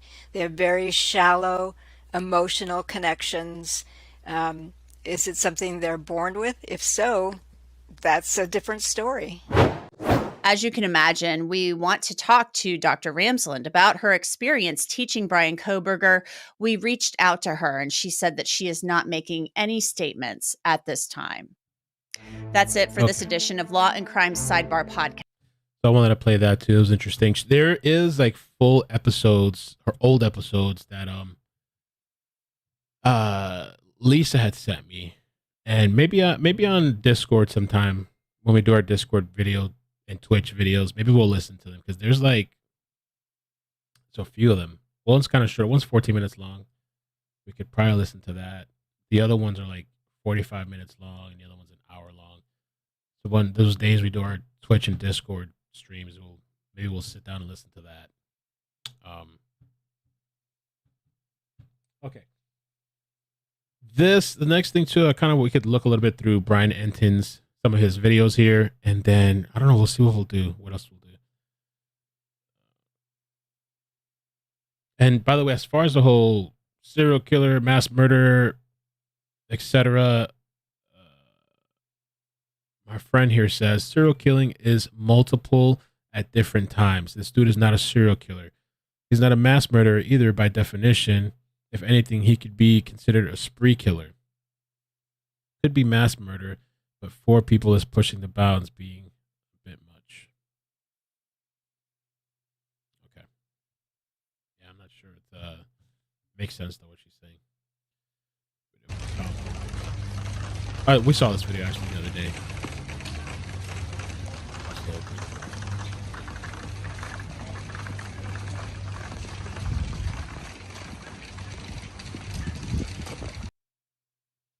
Okay, this one I haven't seen. No one is talking at the house. This was 2 days ago, I think, where Brian was arrested.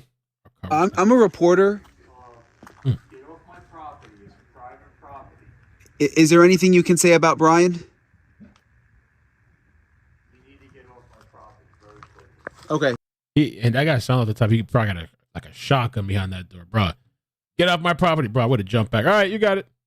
I'm a reporter. Get off my property. Is there anything you can say about Brian? Okay, thank you. Nobody talking. Brian putting in the work, foot on the ground, feet on the ground, boots on the ground. Bryan Kohberger's official Washington State University was searched by law enforcement or the office. The university says Kohberger had completed his first semester as a PhD student in criminal justice program. Imagine this guy would have been continued in like Bryan Kohberger's office. He would have been teaching and shit, being a killer. The house where Bryan Kohberger was arrested is in a very dark gated community, Monroe County, Pennsylvania. The front door has duct tape covering where it looks like a window was broken out. You can see it at the end of the video. Okay, It's very dark here. It's creepy. You don't got lights out there? I guess, is that a small town over there?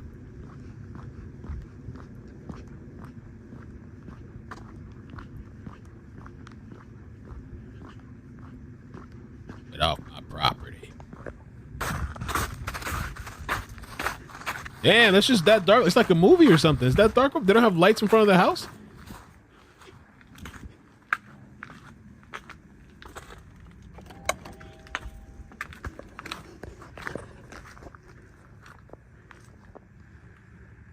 Is Brian by himself? I'm sure they gotta have security for Brian, right? He can't be by himself. He looks like he's by himself. No, there's gotta be somebody else with him.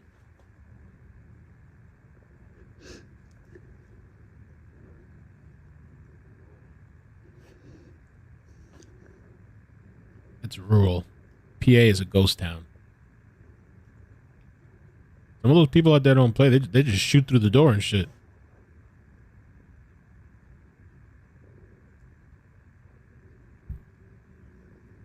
I'd be standing off to the side. I'd maybe knock, but I'd be like this to the side of the shit, just in case, you know? So this is the house where Bryan Kohberger was arrested, so it must be his parents' house. It is in a very dark gated community in Monroe County, Pennsylvania. Bro, that shit was creepy.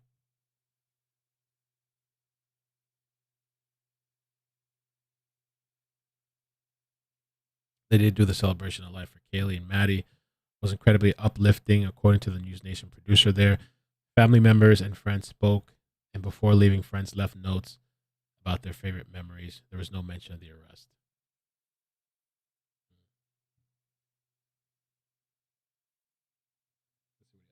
The SWAT team that the windows in the Pennsylvania home where he was arrested this morning are broken. Like the SWAT team that showed up broke all the windows out and there's duct tape over them now?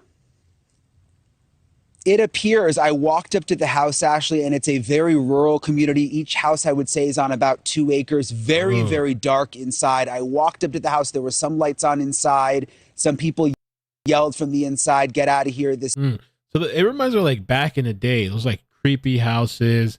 Not only is it dark outside, but in the inside, it's dark. Like you can't, it's not really well lit. This is private property. But I noticed on the front door, doors have a window in the middle. The window had all been smashed out, and that Barbie said 357 in hand, come in.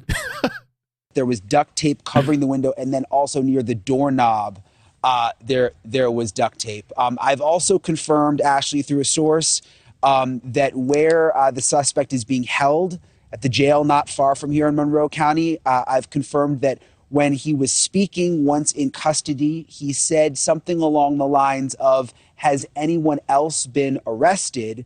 And also, I am told he was described as just sort of stone cold throughout and emotionless throughout the entire process.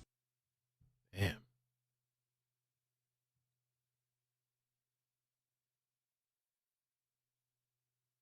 We can skip past all the stuff that we saw that already too. We saw this new thing there. Okay, here we go. We got something new. All right, so this here, it says, my first reaction was my stomach turned and I literally physically got ill. Serial killer BTK's daughter. Oh, he interviewed her? Told me she was stunned when she found out the forensic psychology professor who wrote the autobiography on her dad was also accused. Oh, okay. Wow. Check it out. One of the most disturbing aspects of Bryan Kohberger's past is what he was studying, criminology, and who he was studying under at DeSales University in Pennsylvania. Dr. Katherine Ramsland, a serial killer expert who had a close relationship with serial killer BTK, even writing his autobiography. What did you first think when you heard that Dr. Ramsland was teaching Bryan Kohberger? Personally, my first reaction was just like my stomach churned and I literally physically got ill, knowing that there was now a connection back to Ramsland and she connects to my father. It was just a lot. Carrie Rawson is serial killer Dennis Rader, a.k.a. BTK's daughter. BTK stands for Bind, Torture, Kill, and Rader is responsible for killing 10 people. Do you think he may have had any sort of communication with your father? Kohberger could definitely have had communication with my father. Well, obviously we know he studied my father in criminology classes. He probably studied him heavier since he had Ramsland as a professor. But we need to find out if there's a deeper connection. It concerns me. A deeper connection, like if Kohberger was corresponding with BTK in prison. He would have had access because of his professor, Dr. Ramsland, who's appeared in more than 200 crime documentaries and was even on News Nation in October discussing the Delphi case. Help explain to me the mindset of a killer living in a community where they have carried out, allegedly, this heinous act. Well, if it is the person, the suspect that they have under arrest right now, he was married, so he would have had to have secrets. Dr. Ramsland is known for her TV appearances, but she's not talking now. When I asked her about Kohberger, she responded, "I cannot make media statements about him at this time." For Carrie Rawson, the nightmare in Idaho has now come full circle. I want to figure out how to stop it. Like, it's hard to be the kid of this guy and live with this, and then see somebody else go do this and wonder, did your dad influence him? Did your dad talk to him?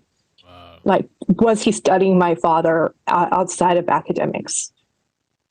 I mean, am I ever going to get answers to that? I don't know. And DeSales University released a statement initially saying that they are heartbroken by the senseless tragedy. We followed up with them with more questions about Kohberger and specifically what sort of research he was doing there, but we have not gotten a response, Natasha. Okay.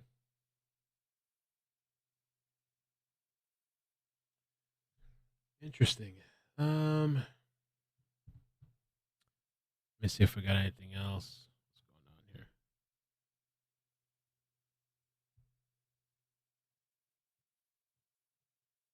Oh, and Jazz did send that earlier.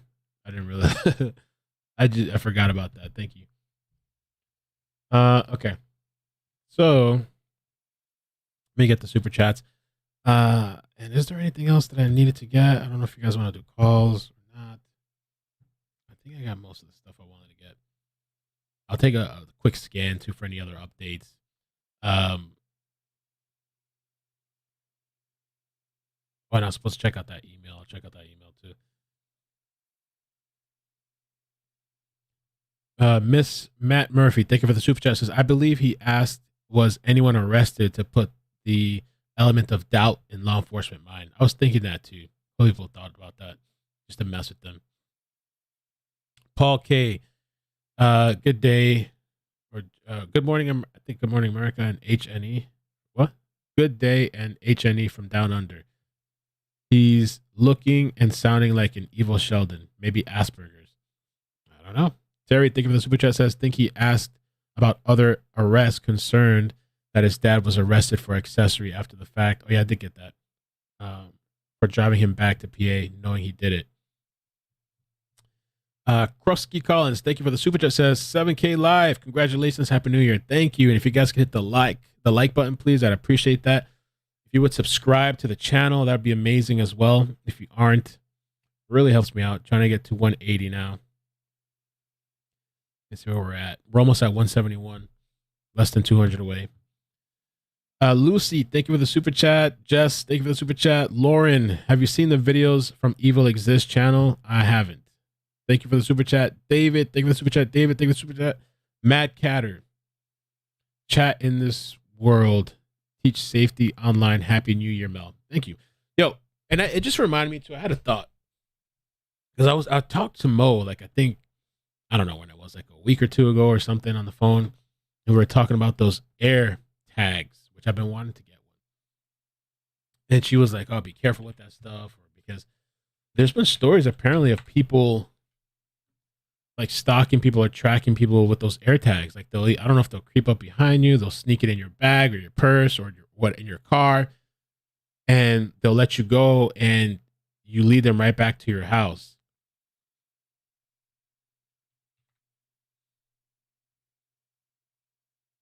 Like, check this out. This was 2 weeks ago. So just something to be cautious about and careful about. I saw somebody mention this in my last video as well. If you haven't checked out my last video, make sure you check it out. I shouldn't have done that over here. Let's do the other one.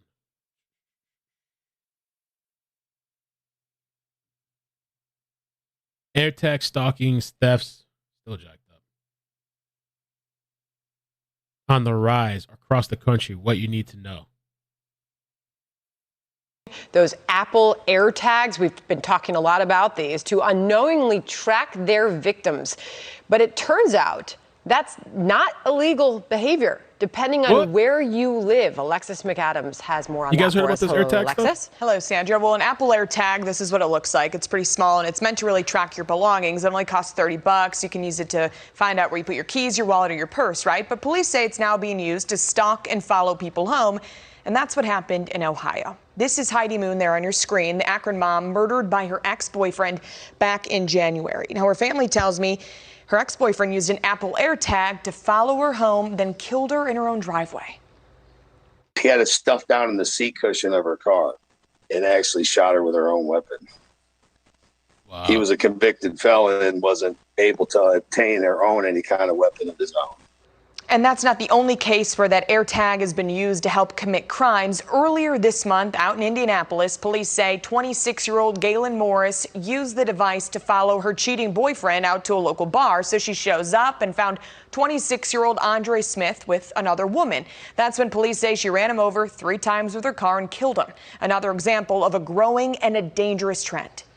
I think we hear more and more stories about how these devices are being used for bad rather than the good they were invented for. So I think we all have to be a little more cautious and curious about these things as we move forward.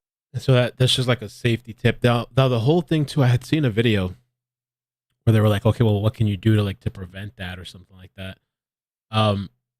So one of the things I hear that my Android phone is like a paperweight somewhere. I hear that Android came out with an app, but that app doesn't even work properly. And I think it's called Apple AirTag or something like that. So you can at least download the app on your phone.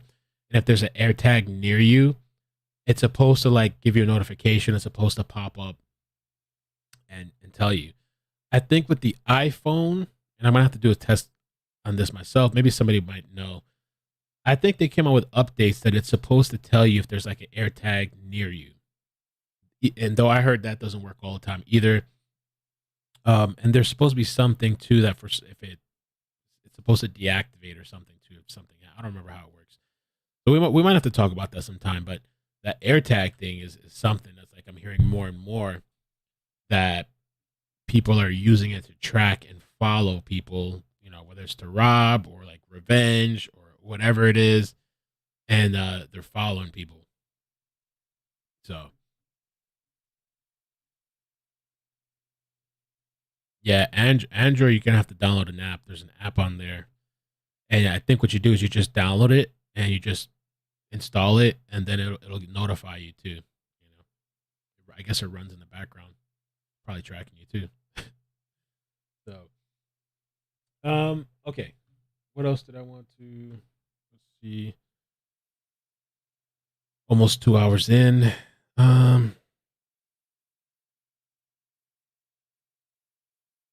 The novice urban gardener. The connection, it reminds me of Dr. Vogel in Dexter, who was a neuropsychiatrist and treated Dexter and another psychopath. If you've seen Dexter, you know what I'm talking about. Just something that came to mind. I only saw the first one. I saw the first Dexter. I never saw the second one. I don't know if that was in the first one. I don't remember. I need to rewatch that. I actually really like that show. Carrie Ann, thank you for the super chat. Says Happy New Year's. Thanks. Fluffy Moonflower, Ted Bundy asked the same questions when arrested. Lauren Mill says, please check out videos from Evil Exist because they're talking about some stuff I've never heard and it's creepy. Okay, thank you. I can't just start playing that YouTuber's videos. But I guess I'll have a look after or something. Okay, let's see.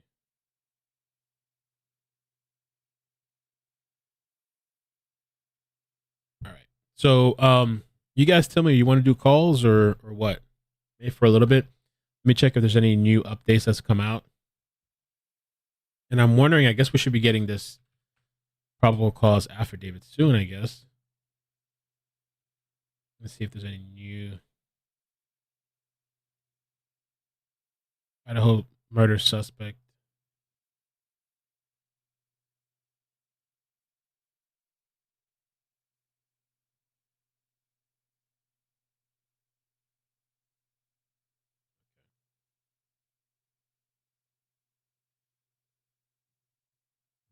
Calls? Look, everybody want to do calls. Hoax says iPhone lets you download a rogue program. Oops, Apple won't let you download anything. Android user there. I've never had issues with the App Store though. Everything I've needed to use is there. But again, this phone really was supposed to be only for business, but it just transformed to everything again. The YouTube phone and everything else. Studio call. Let me do this call-in thing. We could do calls for a bit. Maybe 30 minutes or so. They're all shady companies, I guess.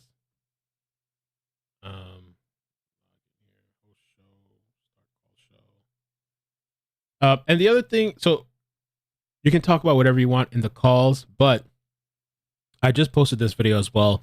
I'm kind of curious to know what you guys think about this whole situation where, you know, there's supposedly somebody that leaked that information. And it says here that allegedly Bryan stalked the 4 University of Idaho students for weeks before the killings, according to a friend of a cop who tracked him. The source said the suspect was seen wearing gloves after the murders, even to a supermarket because he's not stupid. He's been very careful, which some people said, well, it's just cold over there, so he's wearing gloves.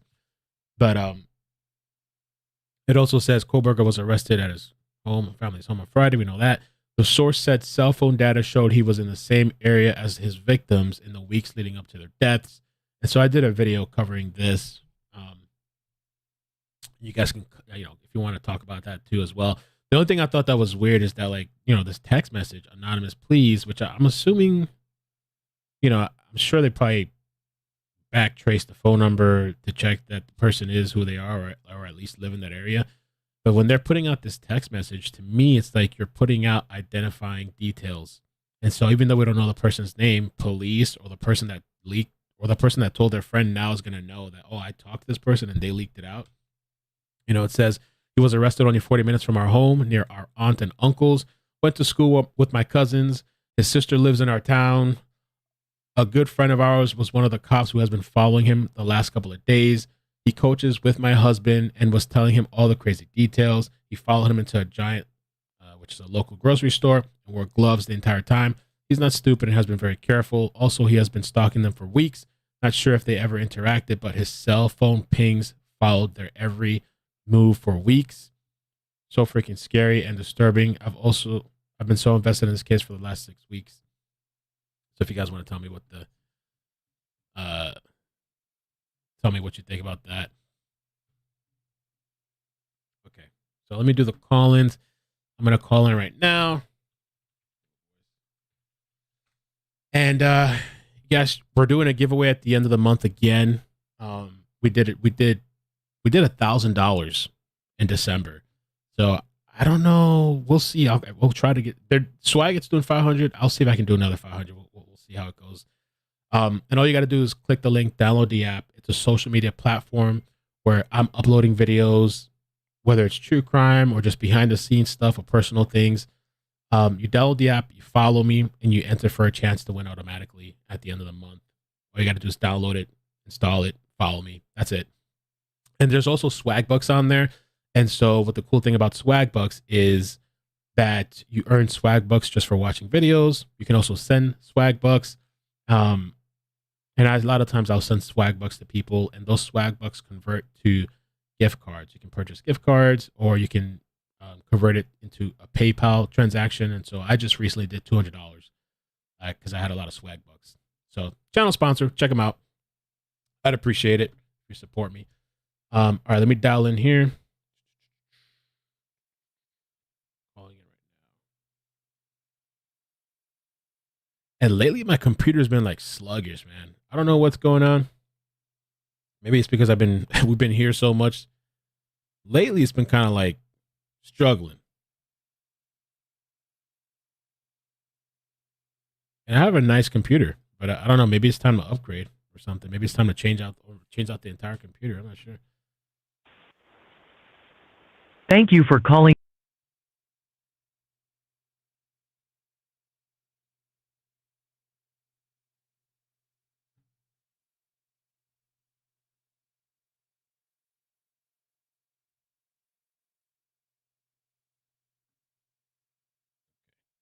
Welcome, host. You are now in the host room and can manage your callers from the call-in studio web interface. I'm going to turn on the AC. Give me 1 second.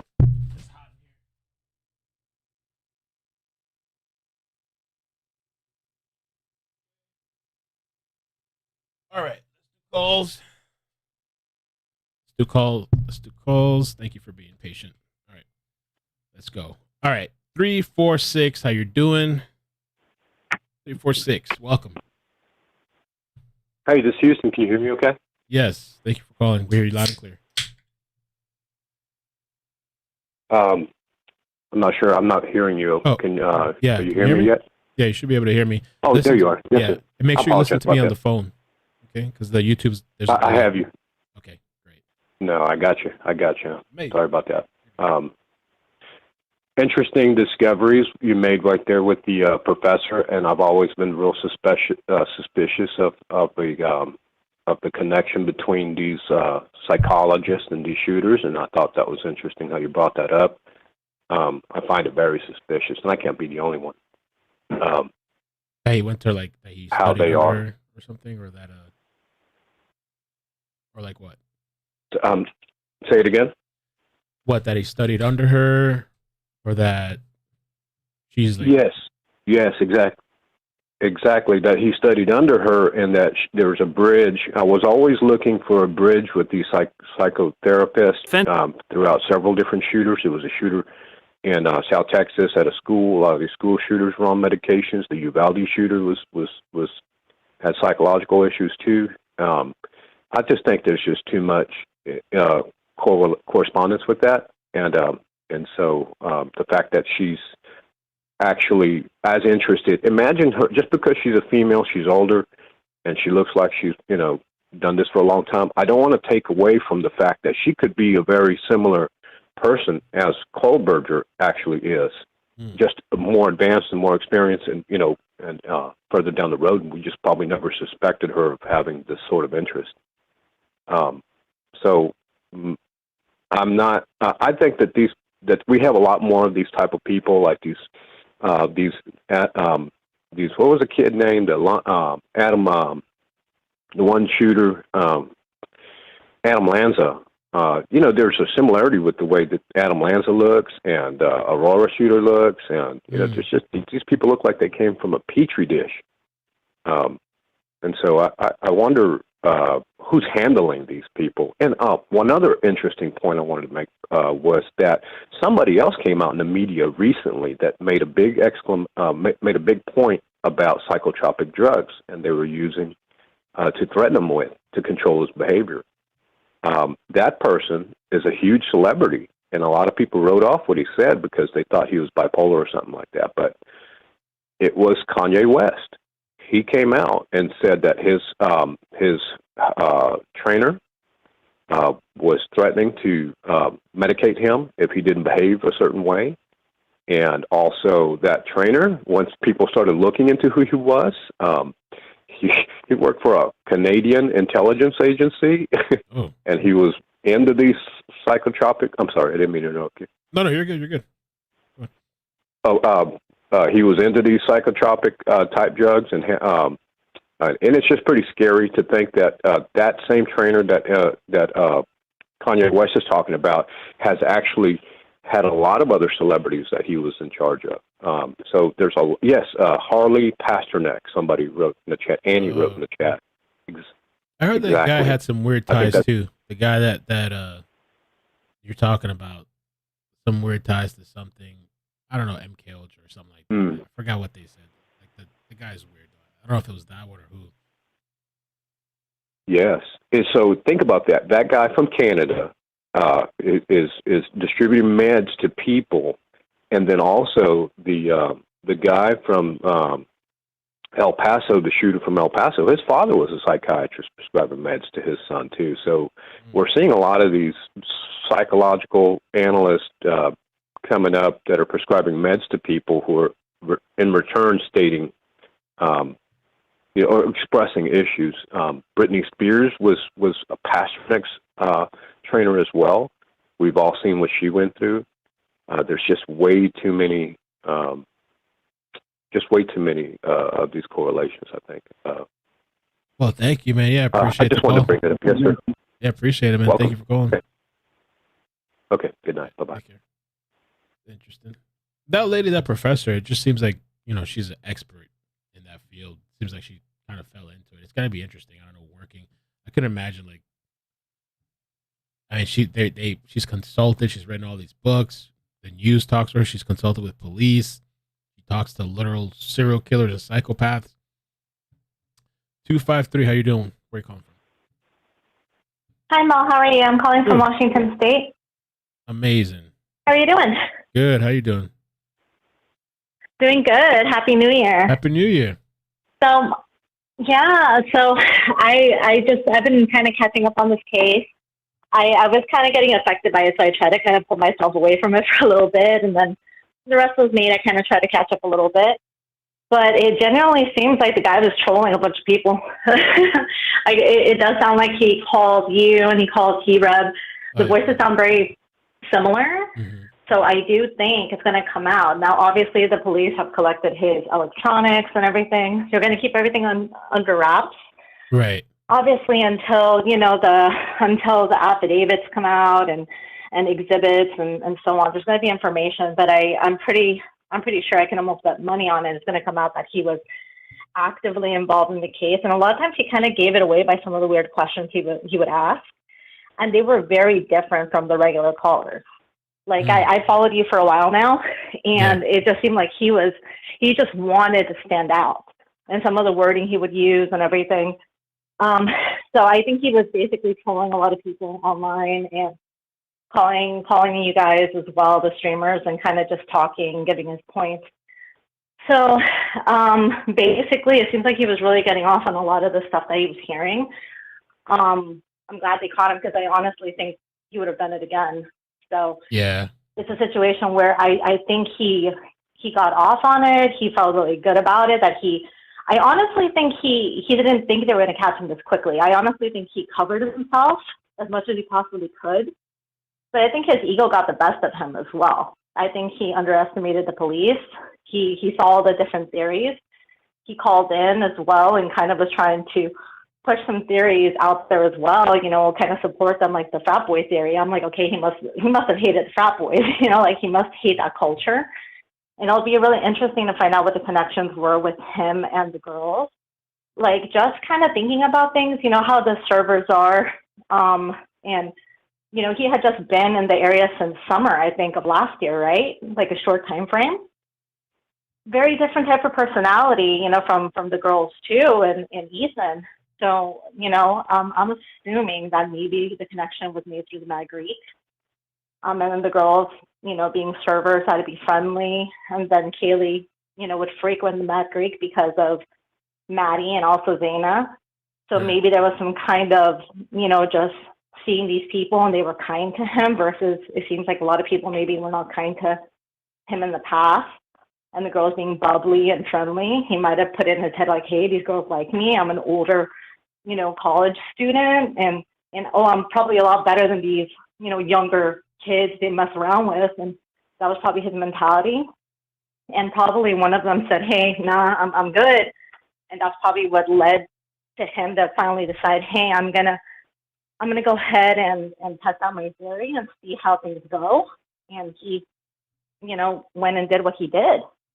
So it's really creepy, just like hearing what sounds to be his voice according to his friends. And I'm just glad they caught him because I honestly think if it wouldn't gone on longer, it would have been a situation where he would have repeated it. I honestly think that he's arrogant. Yeah. So what do you think about all that? I think about that too. No, I thought that like maybe this guy eventually was going to repeat it, especially if he got away with it. If it got a longer period of time, he might have been ready to repeat it. Yeah. And like he said, like his classmates have said, like he seems to have this thing where he thinks he's smarter than everybody and can get an up on everybody. And then even like now that one thing where they were saying with the professor, supposedly when he was in her class, they were saying a lot of times he would overtalk her. So like even the expert, he thinks he's like knows more than her. Yeah, that's the thing. So I think if he wouldn't been caught right away and this would have died down, he would have been eager for more attention. He would have gone on and done it again. And to be honest, I'll be interested to see if there's other people that he's kind of stalked as well. I honestly think there's probably more people, and I can imagine just finding out that maybe you were on this list of this guy that he was, he lives in college towns, right? Like twin cities in a sense, or twin towns. So I'm assuming there was probably more girls he was focused on other than Maddie and Kaylee. It was just something that possibly, set him off that one night and he decided to do what he did. And I honestly think his studies probably gave him a little bit more confidence, thinking like, hey, I know how to cover my steps. But I think he wanted to feel the thrill of the kill, because if you just wanted to go in there and kind of do kind of a clean type of kill, most people would use knives, but he wanted to go in there and be personal. He wanted to kind of see it up close and personal, feel it. And I honestly think, like with DNA, A, he must have been sweating. B, he must have cut himself and bled. Or C, like, just like, like when someone's working out or whatever, sometimes spit comes out of their mouth as well, So like they got some kind of DNA.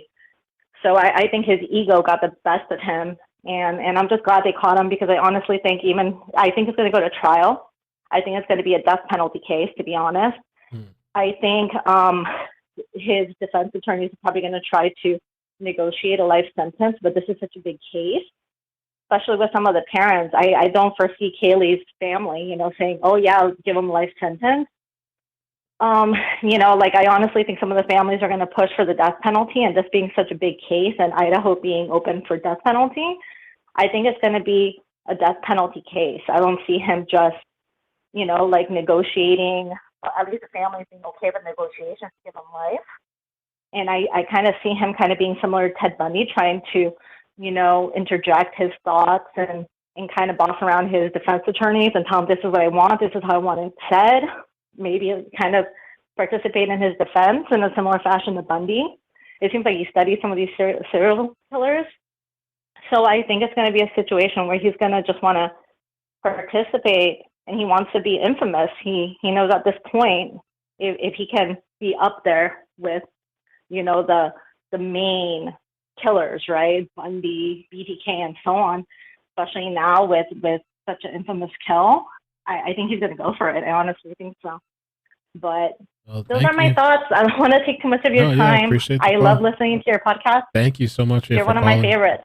Appreciate that. Thanks. Well, you have a great day. All right, you too. Take care. Bye. Nice call. Thank you. Okay, let me get the next one. Private caller. Where are you calling from? Anonymous. Is that me? Yes. Hi. Oh, are you talking to me? Yes. I just sure. This is infamous truth teller from Tucson, Arizona. Hey, how you doing? I've seen you in the chat. I'm good. How are you? Yeah. How are you? Pretty good. Thank you. I'm great, actually. Yeah. I just wanted to kind of just chime in because, they said that with the medication and stuff and, Kanye West and all that. My mom was bipolar. She was manic. And I know that one of the, even if it's not psychopathic drugs, but if they have any kind of bipolar disorder or anything like that, a lot of times when they start to take their medication, they feel better. And then they're like, oh, I don't need my medication. And then they'll just stop taking it.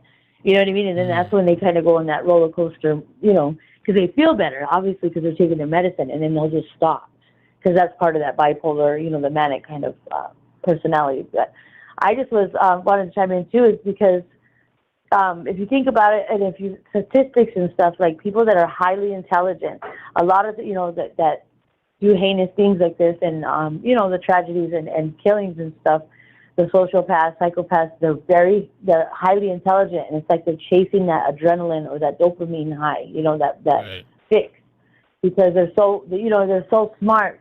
They have to find other things to stimulate to get that feel good, that feel good feeling that us regular folk, that maybe not high intelligent get it easy. So I noticed that, a lot of the stories in history, that, I don't know, that's just crazy. It's just, it blows me. I'm glad they got him arrested and stuff, but I just wanted to chime in on that, and that's about it. Do you believe, did you see the whole article where supposedly he had been stalking them for weeks? What do you think that's accurate, that somebody leaked that information? I couldn't tell you, but, my gut is telling me, too, that I know he's real narcissistic, and, how he talks down to people, like he's more intelligent, kind of the way he would, the dialect of conversation, but I have a feeling that he might not say anything, because I don't know if you remember that one serial killer that I don't remember his name, but he was burying kill kits. Like he would travel and he had a family, and I think they caught him in Alaska. That's where they actually caught him, because he got that girl in the coffee shop. That she was closing the coffee shop. She was a young girl, and like he would bury kill kits, like in the different states wherever he'd travel. So like if he'd go there again. When they actually caught him, they were trying to get this information because they're trying to figure out, did he do this anywhere else in any other states or towns that's unsolved? And he didn't want to divulge any information. Like he was that narcissistic and that egotistic that he was acting like he was going to give them information, and so they were like hanging on a strand, just waiting for him, and he never divulged like all the information. I think he gave up one other couple that he had murdered in another city and state, but he was burying like kill kits in the ground. Oh yeah, in the chat they're saying Israel Keys. They were talking about that yesterday. Yeah.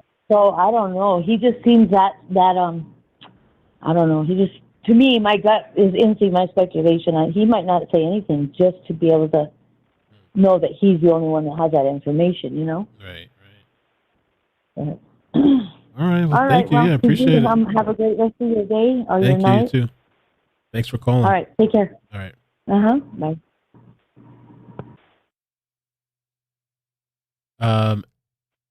And Tiffany, thank you for the screenshots of the Reddit account. I'm gonna look into that sometime. And also, there was something else. I just completely lost my train of thought. Did you commit the crime alone? Yes or no? If not, how many people were involved? At the time of the crime, please indicate the following. Were you employed? Were you under the influence of drugs or alcohol? Were you experiencing issues with your family? Were you affiliated with a gang? Was this your first offense? Did you struggle with the victim? Did you struggle with or fight the victim? Were you employed? Were you under the influence of drugs or alcohol? Okay, we just read that. Is this just repeating? I feel like I'm tripping right now, but it is just repeating. Oh, they're just showing the yes and no's or whatever, I guess.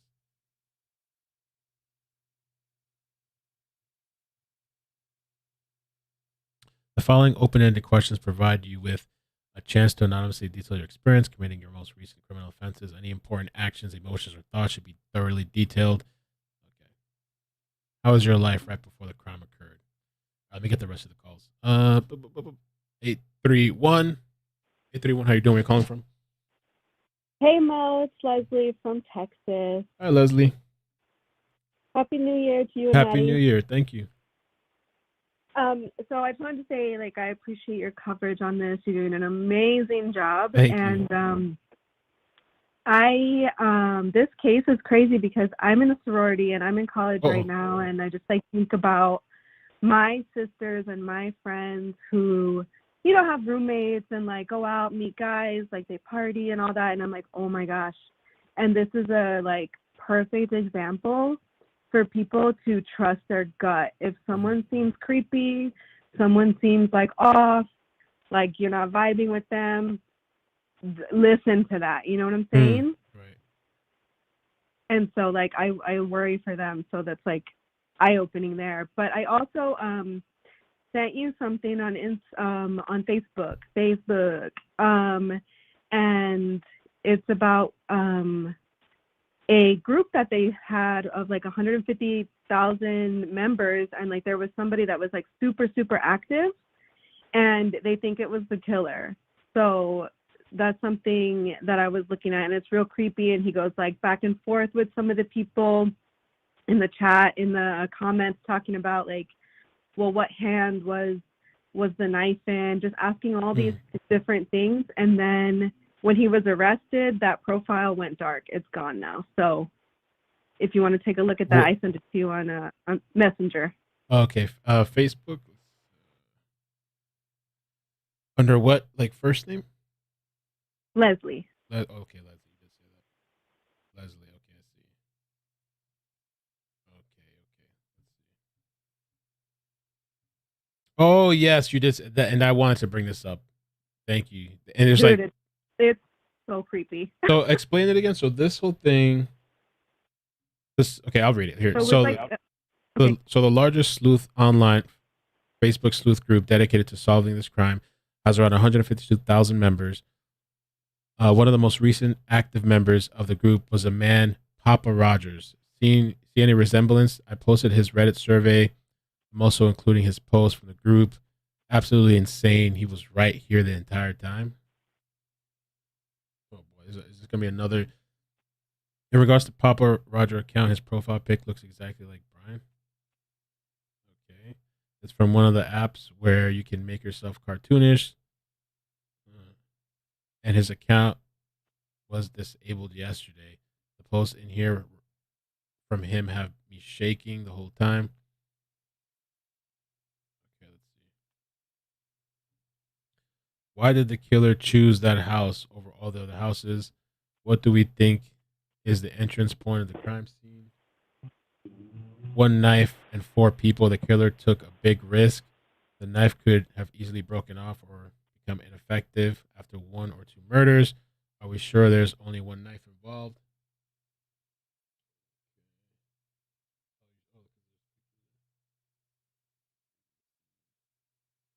regardless. Yeah, there's a lot there. Yeah, so I just wanted to Yeah, thank share you. that.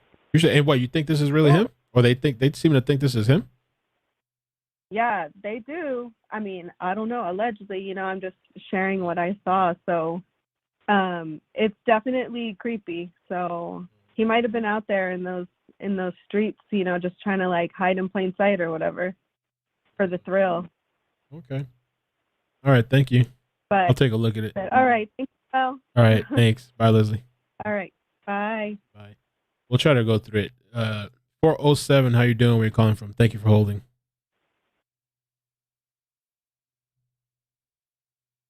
407. Yes, hello. Hi. How you doing? Hey, what's up, man? How you What's doing? up? Good. Nothing much, man. Just want to say appreciate your work, man. Keep doing what you're doing. Also wanted to chime in off topic a little, but on topic. Do you believe that this guy could be the killer, or someone else could probably be with him? I believe he's not a person that could probably do this by himself. I think he's the killer, and the reason I feel like I don't think there's anybody else, because police have said this is their guy. But I do wonder if like there's anybody else that knew. Like, did his parents know? Did his father know? I don't know. Like, what? Not drive home back to Pennsylvania. Right. Yeah. I just seen a couple of cases like this before. Not even on a murder case, but a lot of people have been framed and kind of just falsely accused. But from the evidence I see them put out, it does seem as if he is one of the guys that could be, potential suspect, like they're saying. But just want justice for the family. Been following the case with you. Thanks, man. Really sad. You know what I think is going to be interesting, and I'm thinking is coming this week, is going to be the probable cause affidavit.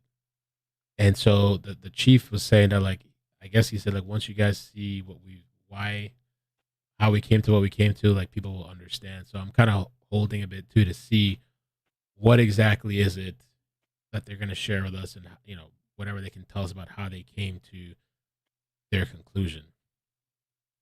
Right. Yeah, like phone records didn't come out. Yeah. That's I'm really curious about that. That's pretty bad for him. Because even with the Stockton serial killer, I don't know if you saw that when I covered it, that killer in California, a lot of people were thinking, like, is this really the guy? Or it had to be multiple people, And so even with that case, people were kind of wondering, is this really the guy? I haven't even checked up on it in a long time to see what's happened, like the updates with that. But people had the same feelings with that. Yeah, I haven't. Mm-hmm. Yeah, that's the same I'm saying. But, just want justice for the family. It's really sad. I don't want that to be, Yeah, man. But, that's all I wanted to say is that I felt like he may be framed, or he may not be framed, or just maybe more than one person of his remarks to at the end of the little conference of his attorney saying what he said. I don't know if he even said that either. So, you never know sometimes, but, right. But I'm pretty sure he's probably, keeping his fans. But, definitely, keep doing what you're doing, man. Thank you, man. Appreciate you holding too. Sorry about the long hold. No problem, man. Yeah, I'm here, man. No problem. All right. Thanks. Take care. Bye-bye. Okay, good call. I saw him in the chat earlier. 805. How you doing? Where you calling from? Hey, this is Allie from Wisconsin. Hi, Allie. How you doing? Good. How are you? Good. Hey, great job covering everything. I like to see a bit of realism.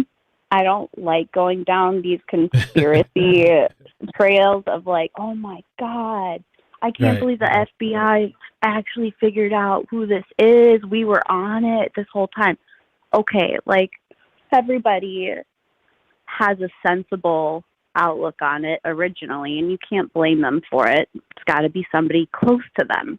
Right. But everybody entertained. It could be a serial killer. It could be a random dude.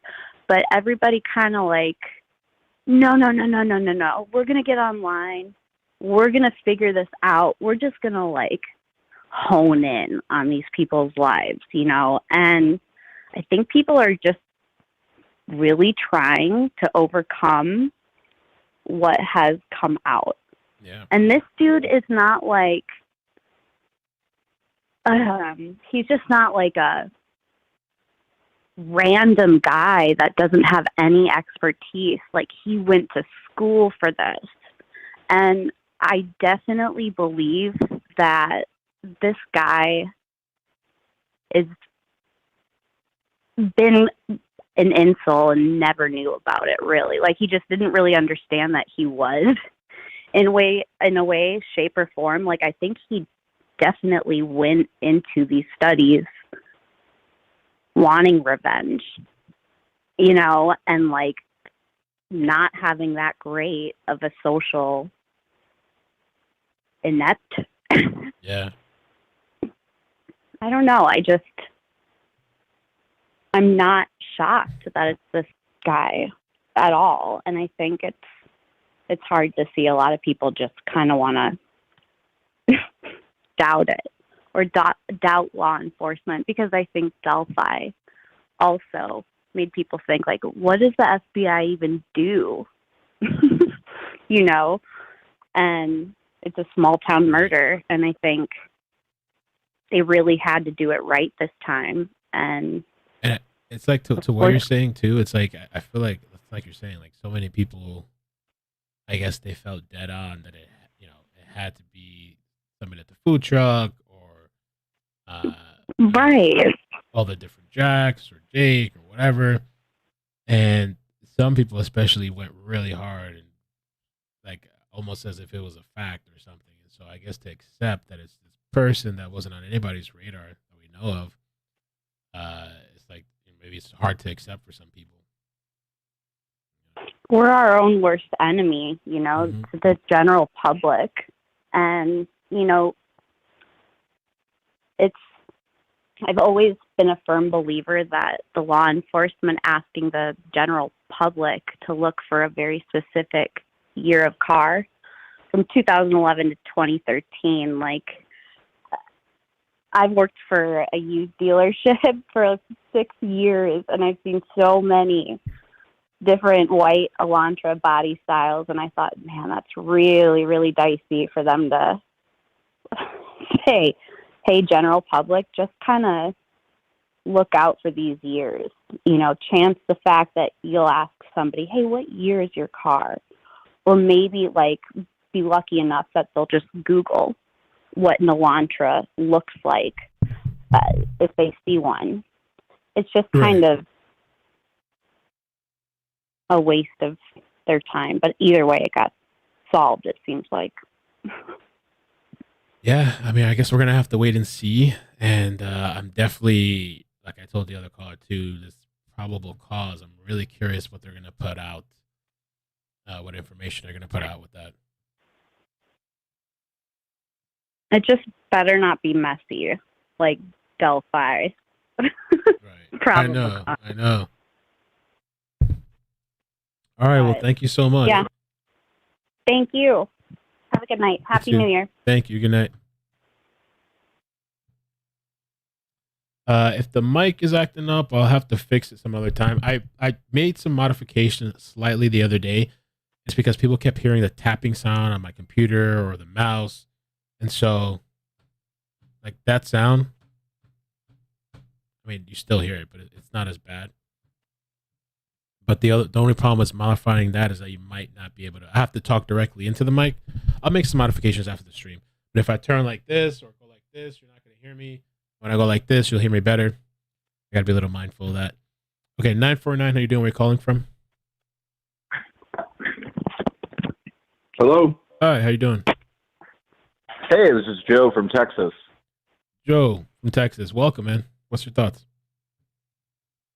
So I think that because this guy studied criminology, that potentially there's something that he knows that we don't know in the case that could exonerate him. Because I think after him saying that he was innocent and the police being so sure that they have their guy, that there could be a wild card where somewhere in his studies he realized that there's a loophole or something that could exonerate him even if he did commit the murders. You think he might be aware? So, go ahead. Yeah, like the idea of him committing the perfect crime, not to be, not thinking that they wouldn't find him, but that he could still beat the case and come out the other side being this expert in criminology because he's actually gone through the legal system and beat it.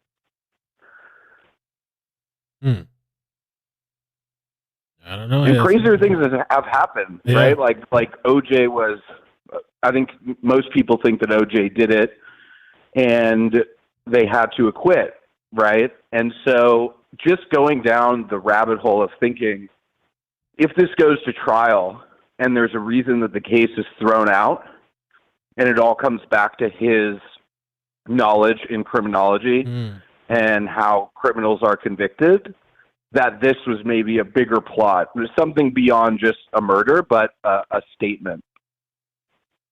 That'd be interesting. Yeah, I don't know. Yeah, that would be pretty nuts. I also think people have been talking about this guy, David, who's going to come out on Tuesday, Alpha David. And I think he knows something too. So what's that? What's Alpha David? Oh, the affidavit. I thought you said Alpha David. You said affidavit? That's who it is, right? It's Alpha David. Affidavit. I guess maybe I just heard Who's it. that? Are you talking about the document that's coming out? Well, I thought there was a guy named David that was coming out to say something on Tuesday. I never heard of that. Explain it to me. What's that? Alpha David? Well, that's what the chief said, right? Is that Alpha David would come out and explain the probable cause. I think, and I don't know who he is, but he sounds important. That sounds like you're trolling. I mean, I guess we'll find out on Tuesday. All right, well, thanks for the joke, man. Take care. All right, have a good night. You too. Yeah, he did that serious too. He's fucking serious. He didn't even laugh. Jesus.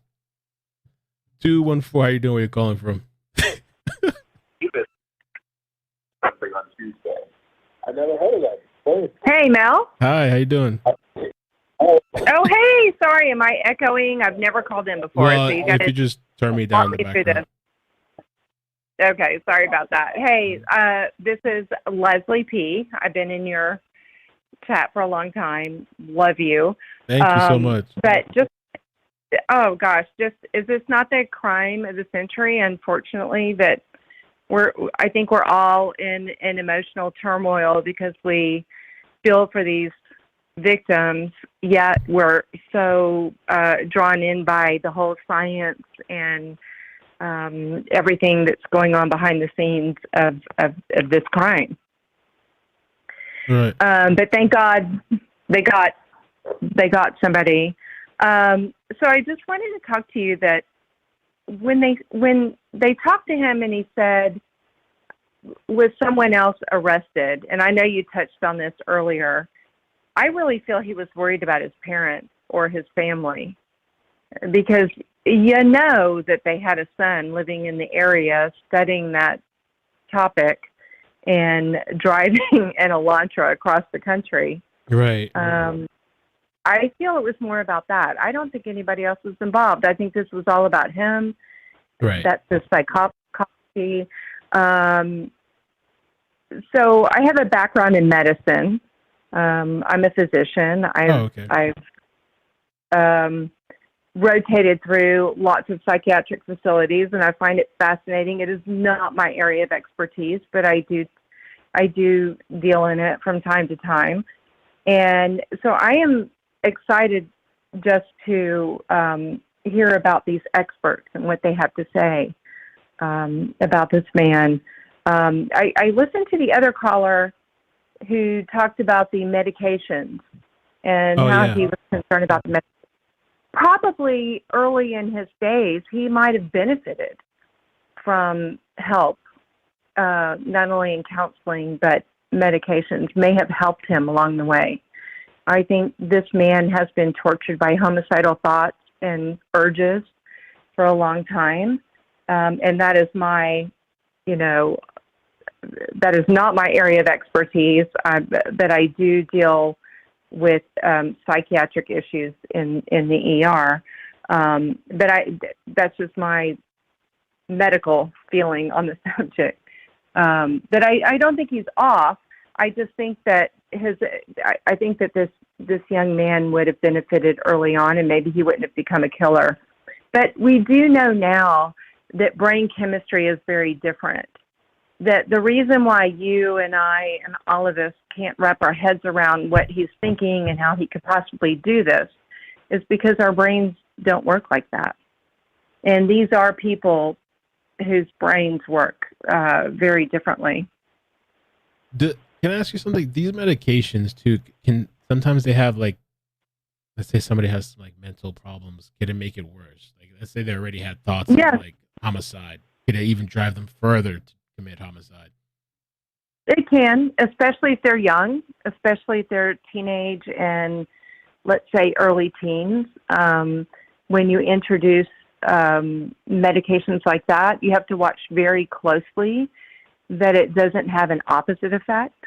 Usually we're talking about young people who may be really depressed or anxious. We're not talking about people who have necessarily homicidal ideations, but our young people who have suicidal ideations, we do worry that when we introduce a new medication that it could make it worse initially. They're still reacting on a pediatric mind and brain chemistry, and it can be opposite to the effect that you want. So you do have to watch them very closely. But usually they act on a dime. You know what I mean? Like it's in the moment. They take the medication. Maybe they're on it for a little bit. It's a new medication, and they totally do a switch and act out. But we're not talking planning and thinking and plotting about a murder. I think this man is the true definition of premeditated murder. I mean, not only did he think about it and have homicidal tendencies, but he developed a whole research thesis on it, and wanted to interview others who had the same thought. So he delved into it deeper, I think, than most killers do. And I think he really knew his feelings were wrong. I think he was smart enough to know. He's very intelligent, no doubt. But he acted on his urges. He acted on the urges that are not normal. And I think that's what's going to come out. I think we're going to really get educated and really learn about this unique young man who he doesn't fit the mold of most killers, right? I mean, he's going to be very unique, and we're going to learn a lot about him. Yeah, I think so too. I'm kind of curious to see what details are going to come out, and I haven't heard so far that he was on any medication, but I wonder. Any thoughts with like the whole? I don't know. I guess he was bullied. You know, they're saying he was overweight. They're allegedly he had a heroin addiction or some issues with heroin. Yeah. And they're also throwing in the vegan thing where they're saying that it was just his aunt said it was like compulsive or obsessive, and like making his family change out all the pots and pans and stuff like that. So he probably had some underlying diagnoses that weren't really addressed. He was smart enough. What happens sometimes is, and it doesn't necessarily mean intelligence. It just means there are people who can cope and move on with life and do okay enough to where everybody kind of looks the other way and, says, oh, he's just a little odd, whatever. I think he got by enough, but he did have underlying tendencies and very concerning underlying, issues. So we don't know what his actual diagnosis is. Was he odd? Yeah, it sounds like he was, because that you have a huge amount of people who are coming forward who knew him, it doesn't sound like he was very like in the closet at home, locked up, you know, only connected to his computer. Sounds like he was out there trying to kind of, you know, work it out. Like he was trying to work it out socially. It didn't work out well, but it sounds like he was bullied. And then it seems to me there was some flip. There was some, and that happens sometimes early in our 20s. There's some flip. There's some change in the mental chemistry, and he changed, and he became the bullier. Right. So he became the bully. So we don't know. I think that remains to be seen. I think that it's going to take experts to tease that out, but I think it's going to be pretty fascinating once they tease that out. Oh, thank you. Did you say you were a doctor, or the people in the chat are asking? Yeah. You're a doctor. Yeah. Okay. Mm-hmm. Well, thank you so much. I appreciate so your insight. I find it fascinating medically. Yeah. Have you ever heard of this other professor? I have seen her. I have not heard of her just in the medical world. I have seen her just on talk shows and interviews. So when it came out today, when they were interviewing her, I recognized her immediately. And you know she has to go to some dark places. I mean, I think all of us sometimes when we look at people like this and you try to understand it, our brains are different. That's why we don't get it. I mean, thank God we don't think like that. But she has had to delve into how these people think. And I think that's a pretty dark place to go. And I think he had to do that too in his studies, right, because he chose that as an area to study, and he had to go to dark places. And he probably figured out who he was. He knew he was different. And it's hard sometimes to take, you know, I think we all, when we watch true crime, I have just I'm just like all of you. I mean, I just have an interest in it. I mean, we go there, but there's a point where you're like, good God, I can't think like that. And I think that, you know, she's one of the rare experts that we do have to listen to, because she has gone there and tolerated it and been able to deal with it. Right. And I think for a lot of us, it's a dark place. It's a very dark place. Well, thank you so much. I appreciate the call and your insight. You bet. Anytime. It's a fascinating time, and thank you for your coverage. I think you're awesome. Amazing. Thank you. Take care. Happy New Year. Happy New Year. Okay, 2 more callers. Let's get the call queue. I guess that was a troll. So Alpha David sent a super chat. Tuesday we will know much more. So it's got to be. That was good trolling though, because at first it seemed like he was very serious though. So I don't know, but that's the art of trolling, I guess, right? To now let it be known. 213, how you doing? Where you calling from? Hi, Mel. Are you talking to me? Yes. Hi. Thank you for holding. Hi, it's Audrey. Audrey, how you doing?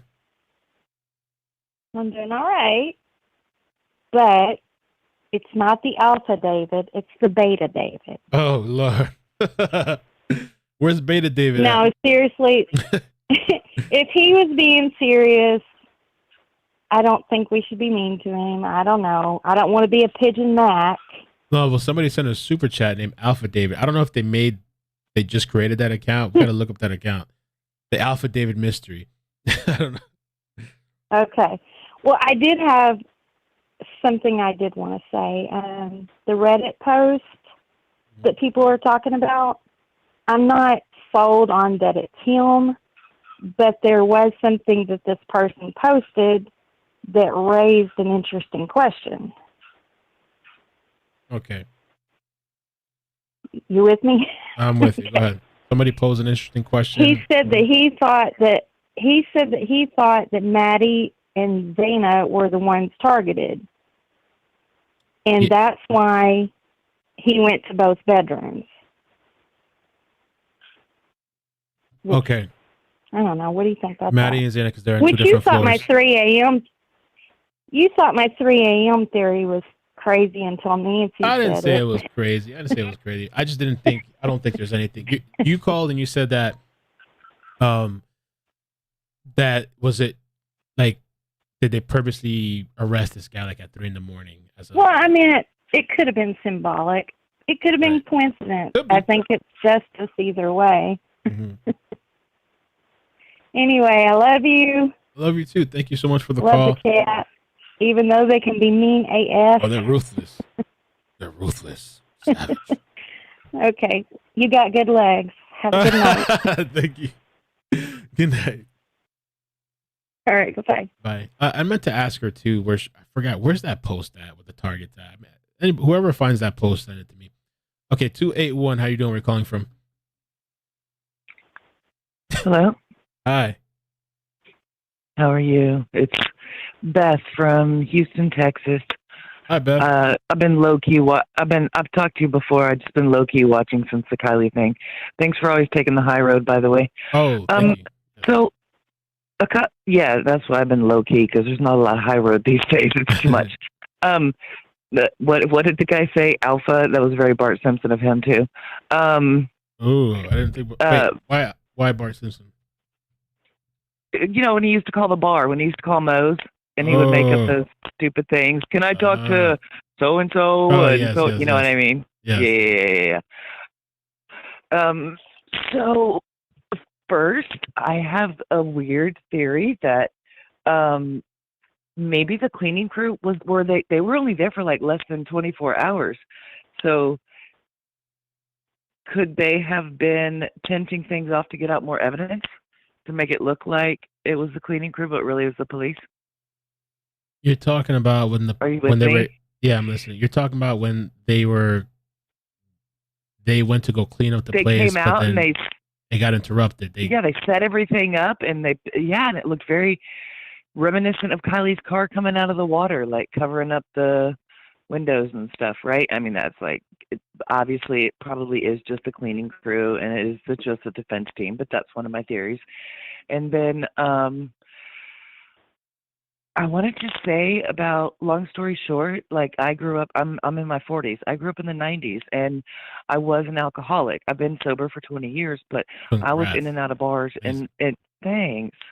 I was in and out of bars and then I happened to marry a bartender and that's fine. Everything's worked out, but you know, I haven't been in the scene for a very long time, but my rule was always, because I had been, you know, on my own since 14 and been in the, you know, in the bars and been around a bunch of guys, and this is still so far from the Me Too movement, but like my rule was don't make eye contact as far as like guys, right? Don't make, just don't make eye contact, because, and I used to say this, I didn't understand it then like I understand it now. I'm also I'm an empath, right? So I like take in people's, and it's a lot of like negative anyway, but so I would be soaking up dudes' energies and you look them in their eye, and I literally used to say that you could punch a dude in the, just don't make eye contact, because you could punch a dude in his face and he would be like, she totally likes me, or should go home with me. No, like you could literally punch a dude in his, like there are people out there that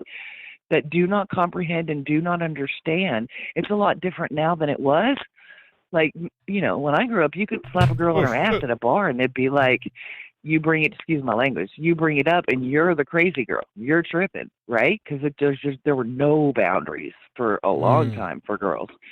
So anyway, there's a reason I thought don't make eye contact, and I still feel that. Now I just don't even go. I'm so far removed from alcohol that like I won't drive on a New Year's Eve night, because I know like the streets are full of, especially here in Houston, right? The streets are full of a lot of people that consume, right? But I mean, if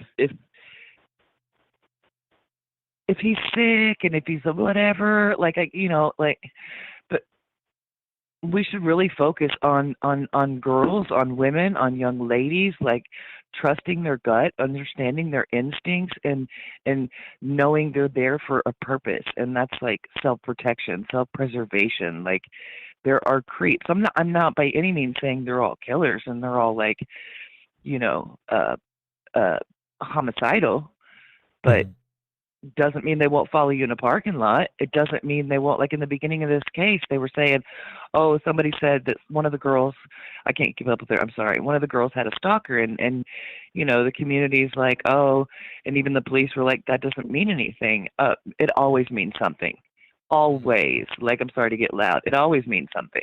I don't care if this was one time, one event, like, you know, I haven't done it in years, but I used to like look behind me, like when I was pulling into my own neighborhood, right? And be like, as long as if somebody's following me, or if I think somebody is, even if I'm tripping, I take go 3 streets down and turn around and come back to my house. Because so what if I'm tripping? But if I wasn't, then yeah. Anyway, I'm rambling. Thanks for the time. Thank you so much your for the gut, call. ladies. And so you still don't make contact with guys? Well, eye contact. Or it depends on the situation. No, like if you're out. Exactly. If I was in the scene, if I was putting myself in the, you know, because again, I happened to marry a bartender, and so I would go hang out even when I was sober, and you know, I just stopped doing it because it would always be like, why is your girl tripping? Why is she a BI or whatever? You know, well, I'm not. I just don't really have anything to say to you fools. You're all wasted, and you don't have boundaries. Like I can't. I just can't. What about when you're walking down the street? Like, let's say you're walking down the store, the guy walks past you. Will you avoid eye contact? Or? Again, it depends on the situation. If I'm at a Target at like 5 PM, yeah. But I have taught my daughter since formally. Anyway, it doesn't matter. I've taught my child to you know, pull up, only go to the gas station that's well lit, even if it's like 6:30 at night, if it's the sun setting. Don't go to the gas station that's not well lit. If you have to go to a store, you know, don't go to the dollar store on that shady street. Like, just go to Randall's and pay the extra couple bucks. You know, the one near the neighborhood or whatever. Like, yeah. Watch your. Always. You just have to be diligent. And again, it's been so long since I've been out and about, like maybe even like 10 years, that I probably don't see the boundaries in the way that they read and register to guys now. I'm hopeful that it's different, but again, like you could punch it. If it's a dude like that, you could punch that dude in his face, and he would be like, "She's into me." Like it's that, you know. Okay. Again, thanks. Thank you so Trust much. your gut, ladies. It means a lot. Okay. Take care. All right. Take care. Thank you. So I did the poll, and the poll says, ladies, do you avoid eye contact with men? 600 voted yes, 56%. 44% say no. I'm sure there's different situations, probably maybe different contexts, whether you avoid contact or not. I've been out in public, and I feel like sometimes people do, like some women do, kind of like they're afraid to, maybe because of their past experiences, or people catcalling them all the time, and so they just, not to deal with it or not to be approached or anything like that. They don't even want to look because they don't want this person walking up to them or whatever.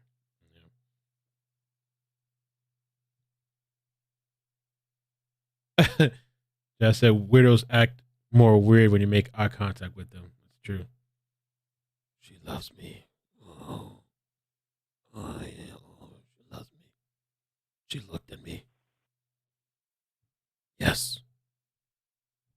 Let me get super chats real quick too. Okay, got that. Mecca Mama, has anything been said about the glove found in the snow outside the home weeks after the crime? Not anything after. I think Chris McDonough found that. I haven't heard anything. It'll be interesting to see if they ever say anything about it. Leslie P. Okay, he's not stupid, but looked sus wearing gloves all the time. Jeez. True. Leslie P., this professor has to deep dive into minds we cannot even imagine. There is different brain chemistry. It takes brave people to go there to unearth it. Thank you, Leslie. Anonymous, thank you for the super chat. Says, I thought in the TikTok video from friend with photos, she said, this is his wife. Did I hear it wrong? So I thought I heard that too, right? But actually, I think what she was saying, that was her friend's wife, not the guy, Bryan. She was talking about her other friends that were there. I got the same thing that you're talking about. I got confused as well. And I thought, like, what? Bryan has a wife? She was talking about her other friend in the picture, that was her friend's wife. That's how I took it after, because I had to listen to it a couple of times. Cynthia, thank you for the super chat, says, what does not make sense is his father flying from, for them to drive all that distance. Bryan should have gone by air. So conclusion, the only reason is because the car has to be taken out of Idaho. Yeah, probably. Yeah, it's plausible.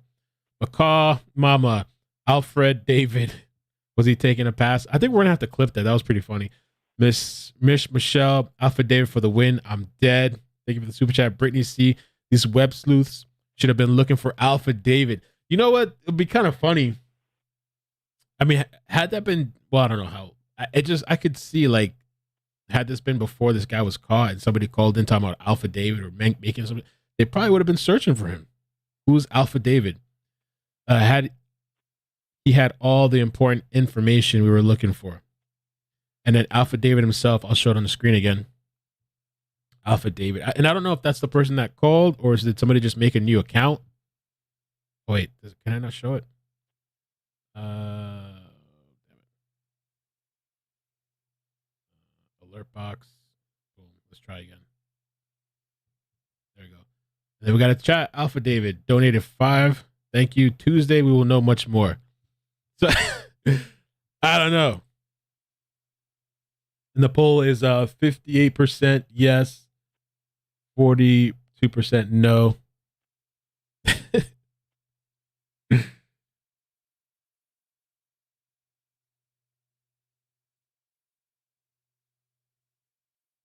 Bro, the chat was lit.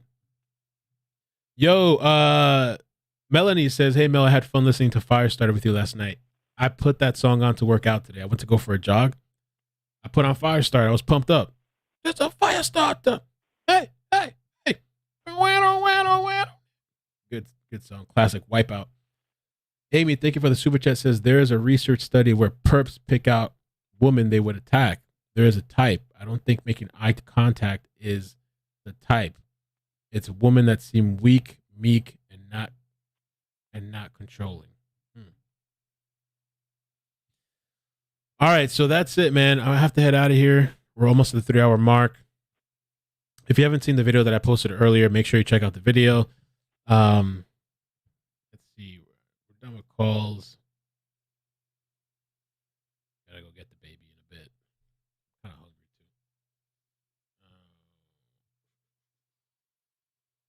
too. What? That doesn't make any sense. I'll have to fight this back. YouTube.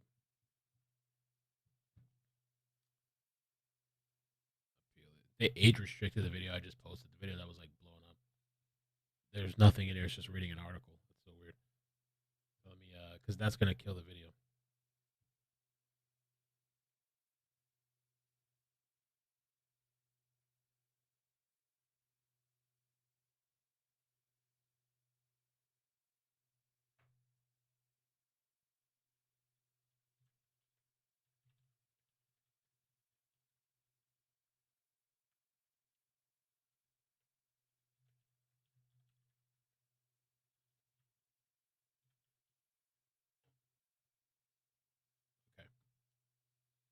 Okay, so we did that. Let me see if there's anything else.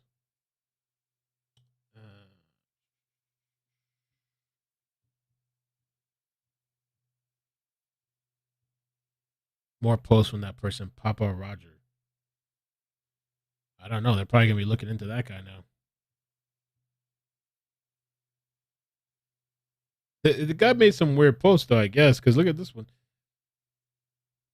Let's see, Papa Roger.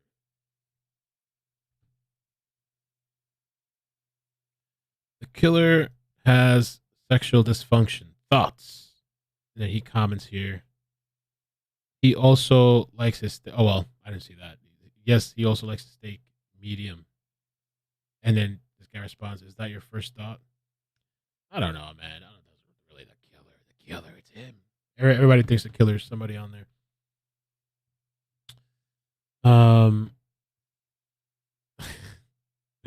Alpha David. All right, I guess I'm done, man. Let me see. Check real quick. The lines are closed right now.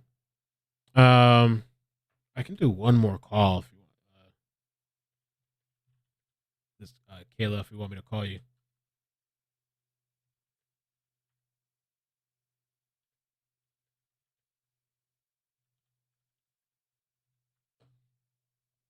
Let me drunk dial you.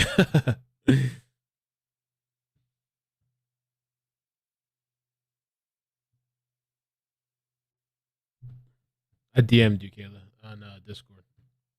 But if not, I have to head out.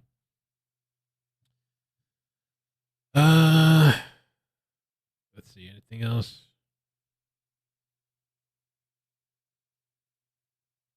Response, emails.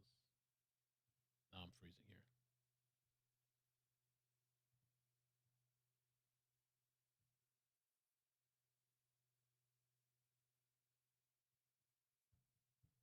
Hey, when YouTube starts messing with my stuff for like no reason. All right, I guess I'm gonna head out of here. She has not replied, so I'm gonna go. Thank you guys so much. Appreciate it. Love you guys. Have a good night. We will talk. I don't know. If there's a chase tonight, I'll be back on. Love you guys. Bloop, bloop, bloop. Hit like. Check out the last video I posted. Peace. Adios.